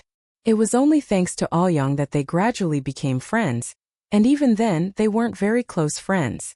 Hence, Wei Bo could do as he pleased and take Qian Ping'an on tours of the Northern Mountains territory, or even grant him a talisman from the Northern Mountain God Temple. However, their relationship had since deepened, to the point that they could almost be considered allies. and that required them to maintain some distance between one another in order to avoid arousing suspicions of collusion. Even if it were only for show, this was something that they had to do in order to appease the Great Li Empire. After all, Wei Bo was the first formal god of the 5 mountains instated by the Great Li Empire's imperial court, so it was clearly inappropriate for him to collude with Qian Pingyuan to help him secure mountains from the Great Li Empire at the lowest possible prices. Even if Wei Bo were willing to completely disregard the Great Li Empire's feelings on the matter to help Qian Pingyuan wouldn't dare to accept such a favor. As opposed to getting rich overnight, Qian Pingyuan much preferred to maintain a long and fruitful friendship with Wei Bo. On top of that, Wei Bo had proven himself to be quite thoughtful and reliable. Otherwise, Qian Pingyuan wouldn't have sent so many letters to Cloud Drape Mountain over the years. Finally, Qian Pingyuan arrived at the foot of Downtrodden Mountain just before first light. An archway had been constructed at the entrance of the mountain, but there was no plaque hanging from it at the moment. There should have been a mountain god plaque hanging from the mountain god temple on the summit of Downtrodden Mountain, but unfortunately, the mountain god that had once been the kiln supervision official had fallen upon some hard times. Even though he was the mountain god, it was as if he were an outsider living on Qian Pingyuan's property, and his relationship with Wei Bo was also quite a sour one. On top of that, there was a 10th-tier martial artist living in the bamboo building, as well as that giant black python that often roamed the mountain. The inscriptions that Li Shixing had made on the walls of the bamboo building with the wind and snow all had also caused the entire mountain to sink down slightly, and the mountain god temple was the most severely affected. As a result of all of this, the mountain god temple on Downtrodden Mountain was the one that was faring the worst among the 3 mountain god temples of the Dragon Spring Prefecture, and its mountain god was not very well liked by anyone. Wei Bo slowly made his way down the mountain, while Shi Ro trailed along behind him from afar. Qian Pingyuan got down from his horse, then smiled as he asked, "Where are Pei Qian and the others?" A look of schadenfreude appeared on Wei Bo's face as he replied, "I intentionally withheld your whereabouts from them, so those 3 still think that you're returning to the Dragon Spring Prefecture from the Red Candle Town route. Right now I'm sure they're still waiting for you there. As for Zhu Lian, he's been wandering around the prefectural city these past few days. He told me that he stumbled upon a diamond in the rough that he's confident that he can polish to at least the Vajrabadi tier, and he wants to offer him to you as your homecoming present." Qian Pingyuan and Wei Bo walked alongside one another, while Shi Ro continued to follow along in the distance, having exchanged a nod with Qian Pingyuan as a mutual greeting. "Sorry for repeatedly delaying my mountain purchases," Qian Pingyuan said in an apologetic manner. Wei Bo smiled as he replied, "The deal almost fell through around the end of the 11th year of Yongjia. The Great Li Empire's imperial court declared that the immortal ferry station on Oxhorn Mountain wasn't fit to be sold to cultivators and should instead be claimed by the Great Li Empire's military, and that was already a clear sign that they wanted to revoke the deal. At the very most, they would have only sold you and me a fringe mountain or 2 as some form of token compensation, the type that wouldn't have been of much use. It wasn't really appropriate for me to try and insist on seeing the deal through, but all of a sudden, the Great Li Empire's Ministry of Rights put that matter on hold. After the first month of the new year, the officials of the Ministry of Rights returned to the Dragon Spring Prefecture, having had their fill of the festivities, and they suddenly changed tact, telling me that they were willing to wait. I presumed that you were most likely successfully wrapping things up in bamboo scroll lake around that time." "I was indeed wrapping things up, but it was far from successful," Qian Pingyuan replied with a wry smile. Wei Bo took a glance at Qian Pingyuan's sickly appearance, then chuckled. "I can tell. If you were a mortal, I'd be worried that you could fall dead at any moment. I bet Pei Qian and the others wouldn't even recognize you." Qian Pingyuan scratched his head as he sighed. "Even after finalizing the mountain purchases, I still have a bunch of debt that I have to repay in Bamboo Scroll Lake." Wei Bo smiled as he said, "Ultimately, that's just a matter of money. At the very least, that's much better than constantly suffering through self-doubt and self-blame, is it not?" "That's true," Qian Pingyuan replied with a nod as a smile also appeared on his face. All of a sudden Wei Bo said, "I have no money to lend you. All I have is my empty status as the Northern Mountain God. Having said that, if you can use that status to swindle some immortal currency, then feel free to keep it as a reward for your efforts." "I can't do something like that," Qian Pingyuan chuckled as he gently rubbed his hands together. Weibo faltered slightly upon hearing this. It seemed that this was no longer the Qian Ping'an of old. It felt like the current Qian Ping'an really would be willing to take him up on that offer and scour for money under the banner of the Northern Mountain God. With that in mind, Weibo hurriedly patted Qian Ping'an on the shoulder as he said, "You're right, that would be far too embarrassing for you. What kind of friend would I be if I were to put you in such an embarrassing situation?" Shiro was following the two of them from afar, and she had truly been given a massive fright upon first catching sight of Qian Ping'an at the entrance of Downtrodden Mountain. His transformation over the past few years had been far too drastic. Could it be that without Sui Yubian, Lu Baixiang, Wei Xian, and Julian by his side, he was forced to fend for himself in Bamboo Scroll Lake, and he had suffered extensive abuse at the hands of the cultivators of Bamboo Scroll Lake? Could it be that he was already very happy just to have been able to leave that place alive? Even if that were the case, Shiro wouldn't have looked down on Qian Ping'an for it. After all, she had heard about just how chaotic and lawless a place Bamboo Scroll Lake was from her conversations with Julien and Weibo over the years, so she knew that even if Julien had been by his side, it really wouldn't have made much difference. Lu Jimao was already going to be far too much for them to handle, and that wasn't even to mention the returning Lu Laocheng, the only upper 5 tiers vagrant cultivator on the entire eastern treasured Vile continent. "Tell Pei Qian to come back," Qian Ping'an said. Weibo nodded in response with an amused smile, then called out, "Come back, Qian Ping'an has already returned to Downtrodden Mountain." A floating lotus leaf suddenly twirled around in the nearby stream, then vanished in a flash, following which Weibo's voice rang out beside Pei Qian's trio on that rooftop in Red Candle Town. Pei Qian's eyes widened in shock as she exclaimed, "Really?" The little boy in azure was sunbathing on the rooftop, and he stroked his own chin as he said, "I think Weibo's having us on."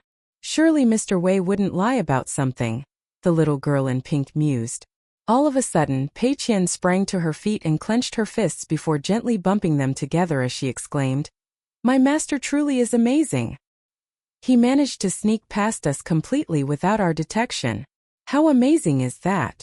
An amused smile appeared on the face of the little girl in pink, while the little boy in azure grumbled, "Amazing my arse.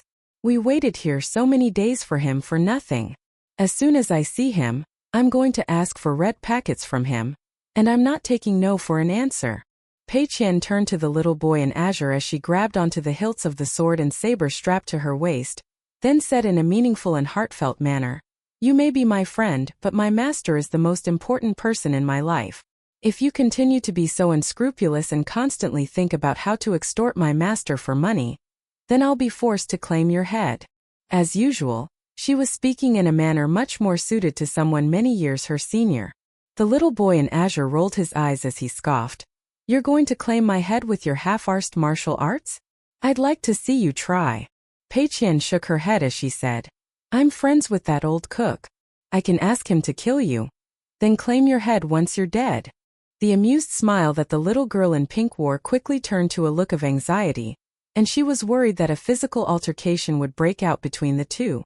Even though the two of them often bickered with one another, they had never actually gotten into a fight before. Instead, they preferred verbal battles, which was essentially just the two of them yelling the most impressive names for immortal techniques that they could think of at each other. The little boy in azure took a moment to consider his chances against a far-roaming tier martial artist, then assessed Julian's relationship with Pei Qian.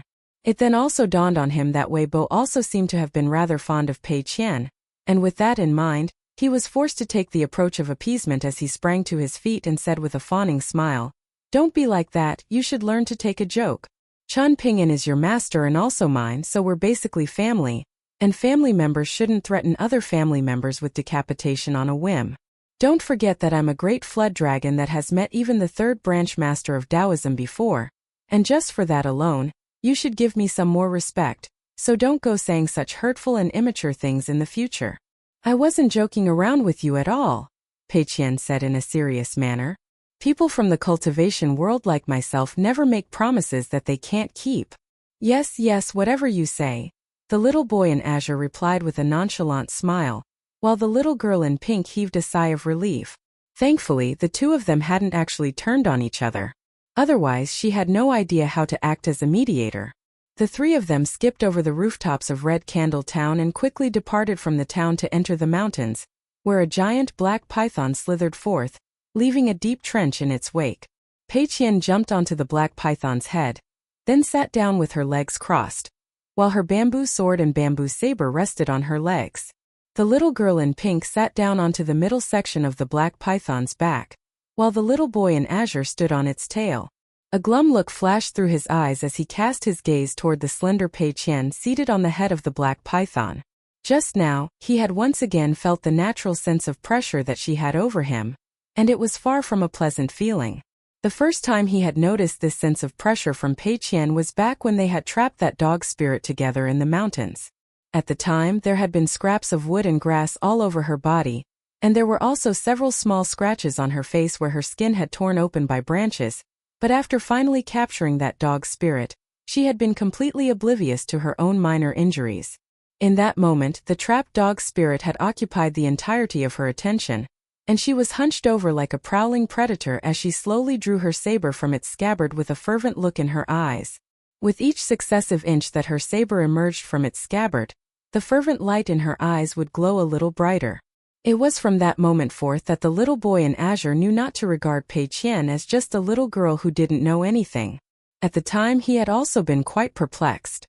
How was it that someone as serious and sensible as Chun Ping'an had found such a strange little girl to be his disciple, and his first ever one no less?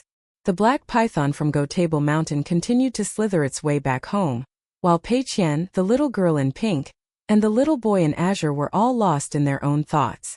Pei Qian gently tapped the end of the scabbard of her saber against the black python's head as she scolded in a displeased manner.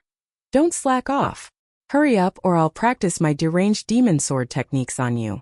The black python could only speed up as she demanded. Over on Downtrodden Mountain, Chun Ping'an was overcome by a myriad of emotions upon returning to the bamboo building. On the way there, Wei Bo and Chun Ping'an had already discussed everything that had to be discussed, and the former had returned to Cloud Drape Mountain using a land-shortening technique. Shuro watched as Chun Ping'an made his way up to the second floor, and after a brief hesitation, she dragged over a bamboo chair to sit down under the eaves. She was very curious about what type of relationship Chun Ping'an had with Chui Chan's grandfather. In her eyes, the old man seemed far more like a reclusive old scholar than a pure martial artist. It seemed that there was some type of tacit understanding between Wei Bo and Zhu Lian as neither of them spoke about the old man in her presence, as if he didn't exist at all. In the beginning, the old man had planned to nurture Pei Qian. However, he had only just begun gently squeezing her bones and tendons to examine her aptitude for martial arts, and that was already enough for her to begin bawling in agony. She had looked up at the old man with a pitiable expression through a film of tears, while the old man looked back at her with an expression reminiscent of someone that had just trodden on a pile of dog shit. Pei Qian hurriedly snuck away while the old man remained rooted to the spot, still stunned by her overreaction, and for many days after that, she refused to even approach the bamboo building, instead preferring to roam the mountains. After that, she left the mountains altogether and went to the pastry shop on Dragon Riding Alley to serve as the little shopkeeper. It seemed that she was content to do anything as long as it didn't involve having to see the old man again. Eventually, Chui Chan's grandfather gave up on Pei Qian. Occasionally, he would catch a glimpse of her while looking out at the scenery from the second floor. She was like a phoenix hatchling who reveled in spending all day in a chicken's nest, gleefully surrendering herself to mediocrity, much to the old man's exasperation. Chun Ping'an knocked on the door before entering the room, and Chui Chan's grandfather opened his eyes from his meditation to examine him. Chun Ping'an sat down across from him with sword immortal strapped to his back, and the sword nurturing gourd hanging from his waist. The sword was quite an eyesore for the old man. As for the sword nurturing gourd, that was slightly more tolerable in his eyes as drinking was far from an unacceptable vice. Was it only thanks to these external objects that you were able to leave that place filth alive? I wouldn't say that they're the sole reason why I was able to survive, but I really would have met my demise if not for this sword. I was almost beaten to death by a vagrant cultivator of the upper 5 tiers on Cyan Gorge Island of Bamboo Scroll Lake. Chun Ping'an replied. If he truly wanted to kill you, it wouldn't have mattered at all whether you had this sword or not, the old man sneered. That's true, but my possession of this sword strongly influenced his decision not to kill me, Chen Ping'an replied. The old man furrowed his brows in displeasure upon hearing this. As a martial artist, one must pursue purity and self-dependence, but I don't think it's a good thing to be intentionally putting oneself in life-threatening danger over and over again just for the sake of dogmatically pursuing purity, Chen Ping'an continued. One may be able to overcome such an ordeal once or even twice or thrice, but eventually, there will come an insurmountable hurdle, and one will pay the ultimate price for repeatedly tempting fate. I think that the pursuit of purity must begin in the mind. Only after achieving a purer and more pristine mental state that cultivators should we begin to shed our reliance on external objects. This is the foundation of purity in martial arts. The path to pursuing martial arts is one that is long and fraught with peril, and if one is constantly telling oneself if I die, then so be it, then how could they possibly expect to go far down this path? The old man rested his hands on his knees, then leaned forward slightly as he sneered. What? You think you're a big deal now, do you? You think that just because you've traveled the world for a few years, you've earned yourself the right to preach to me, is that right? All he had done was lean forward slightly, but the entire room was instantly filled with an almighty wave of fist intent that crashed down upon Chen Ping'an, and even Ro was able to sense the astonishing fist intent from outside the bamboo building. Chen Ping'an remained seated on the spot in a completely still manner, both in body and mind. Gusts of fierce wind swept through the room, causing him to slide back along the floor, but his back remained ramrod straight, and even as it was forced into the wall behind him, his posture remained completely unchanged. The old man heaved a faint sigh as a sympathetic look appeared in his eyes. Was a single trip to Bamboo Scroll Lake enough to make you this afraid of death, Chen Ping'an? Are you not curious about why you still haven't been able to break through your 5th-tier bottleneck? Even though you're fully ready for a breakthrough? Do you really think it's because you're suppressing the breakthrough? Or are you too afraid to even ask yourself these questions? Chen Ping'an remained silent. The old man observed Chen Ping'an as he continued. There's no denying that you're afraid of death, you just don't dare to admit it.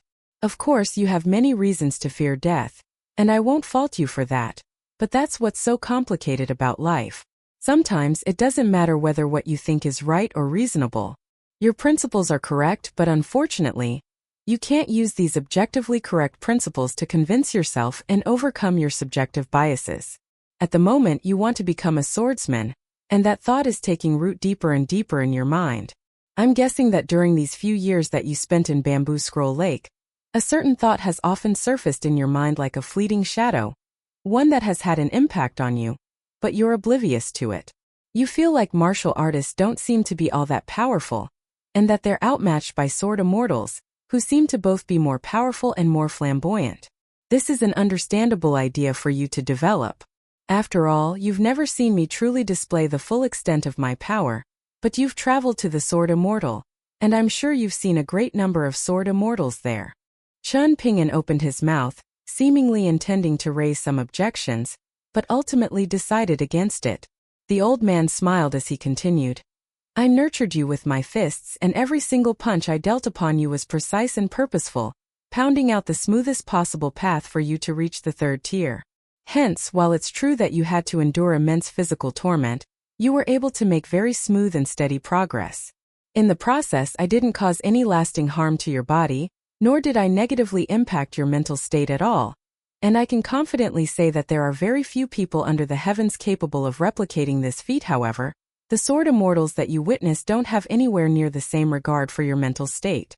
They unleash their sword intent to their heart's content, blasting through the clouds with their sword chi, and in the process, they're also blasting holes into your conviction. You're also a half-arsed scholar who likes to self-reflect, so you often look back to see if you've strayed down the wrong path.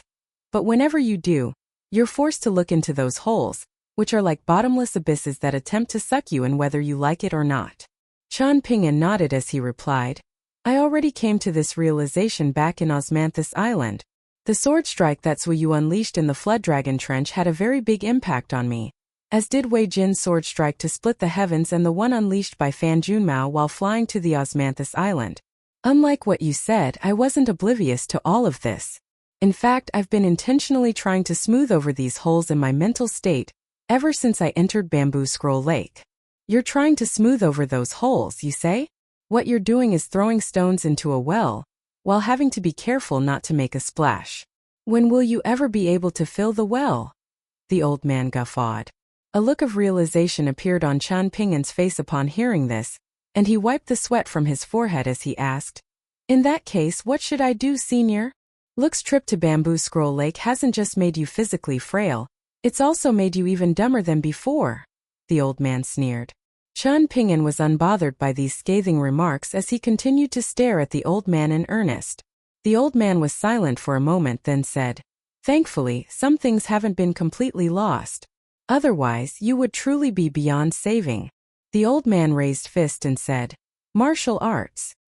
He then raised his other hand, joining his middle and index fingers as he said, "Swordsmanship." With both hands raised aloft, the old man rose to his feet and looked down upon the seated Qian Pingan as he asked, "Even if you can pursue both at once, which one is to take precedence? Even if you've decided which one is to take precedence, in what sequence should you pursue them? You don't have anything figured out, so you're constantly stumbling around like a blind idiot. Do you think that you can just stumble through completely blind and expect good things to fall into your lap? How laughable is it that you think that your inability to make a breakthrough is simply a result of your unwillingness to do so? Then again, a breakthrough to the 6th tier really is quite simple for you, but it would be like a man wearing a pair of pants full of shit entering a room under the impression that they would be able to change into a clean set of clothes once they were inside. In reality, they've taken the shit with them into the room, and even though it's no longer on their body, it's been left in the room. It's a good thing that you didn't inadvertently make a breakthrough. Otherwise, if you had progressed to the 6th tier, you would essentially be coming to see me right now with your pants full of shit and piss. As soon as his voice trailed off, he gently stomped a foot down onto the ground, and Qian Pingan's back was instantly pressed tightly against the wall behind him by the fierce wind blowing toward him, forcing him to support himself with his elbows against the wall. A burst of pure true qi began to roam through the acupoints in his body like a fiery dragon.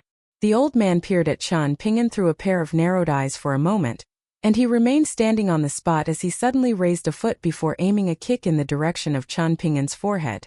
The back of his head was slammed forcefully against the wall, and the burst of true qi in his body was stopped cold in its tracks, as if a mountain had crashed down onto the fiery dragon's back, crushing it to the ground.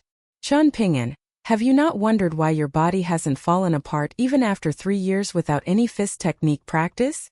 Fist intent can still be honed even when one isn't practicing any fist techniques, but what's keeping you alive? Do you think that you're a Vajrabhati tier martial artist? Have you never asked yourself that? The old man asked. Qian Pingan was barely even able to breathe, let alone answer the questions posed at him. He had known that he was going to suffer upon his return to the bamboo building, but he hadn't expected the suffering to come in such a straightforward fashion. However, the questions raised by the old man served as an anchor in his heart, allowing him to temporarily ignore the discomfort of being exposed to the old man's fist intent as he focused on considering this question, which he had previously thought about in passing, but had quickly relegated to the back of his mind. The old man raised his foot again before kicking out at Qian Pingan's abdomen, releasing a burst of fist intent that struck that tiny wisp of dragon-like true qi with unerring accuracy. 3 loud bangs that resembled the sound of firecrackers being set off rang out from the head, tail, and 4 limbs of the fiery dragon. A cultivator has used some type of extremely advanced immortal technique to help you preserve and nurture this wisp of pure true qi in your body. If I'm not mistaken, it had to have been a powerful Taoist cultivator, and he seems to have planted 3 fire seeds into your body using the head of a true qi fire dragon to serve as an inner courtyard. After that, he used a fire refinement method to help you open up the spinal column of the fire dragon inch by inch, granting you the physical foundation of a Vajrabhati tier martial artist even before you've reached the 6th tier. The effect is similar to that of the golden jade body pursued by cultivators. What's most remarkable about this is the level of control and precision on display. Who did this for you? The old man asked. A puzzled look appeared on Qian Pingan's face. The old man could see that Qian Pingan wasn't putting on an act, so he withdrew his aura, allowing Qian Pingan to slump down the wall in his sweat-soaked clothes. A thought then suddenly occurred to Qian Pingan and he said, I once met the master of a friend of mine, and his Dao title was Spiritual Master Fire Dragon. Now that I think back to when we parted ways, he did point at me a few times from afar, although I had no idea what he was doing at the time. Why would he have done that for you free of charge? The old man asked with slightly furrowed brows. I suppose it must have been to repay me for that seal that was engraved by a heavenly master of Mount Longhu, which I gave to that friend of mine, Qian Pingyan replied as he wiped the sweat from his forehead. The old man nodded in response. That makes sense. The more advanced a qi refiner's cultivation base is, the more reluctant they are to owe others favors for fear of being burdened by karmic ties. He must have done this for you in order to sever any karma between the two of you. Is that all? Before Qian Pingyan had a chance to reply, the old man lashed out with yet another kick, slamming the back of Qian Pingyan's head against the wall behind him to knock him unconscious. Young men shouldn't mope around like old geezers, the old man scolded as he kicked Qian Pingyan into the wall once again, and as his body collapsed to the ground, he regained some consciousness from the pain, only to fall unconscious again also from the pain. This entire time, the old man hadn't taken any measures to conceal his words and actions from the prying eyes and ears of others. Under the eaves of the bamboo building, Shi Ro was seated on her bamboo chair in an anxious manner. Compared with Qian Pingyan, who was getting the living daylights pummeled out of him, she felt like these past few years that she had spent on Downtrodden Mountain had been the most blissful experience imaginable.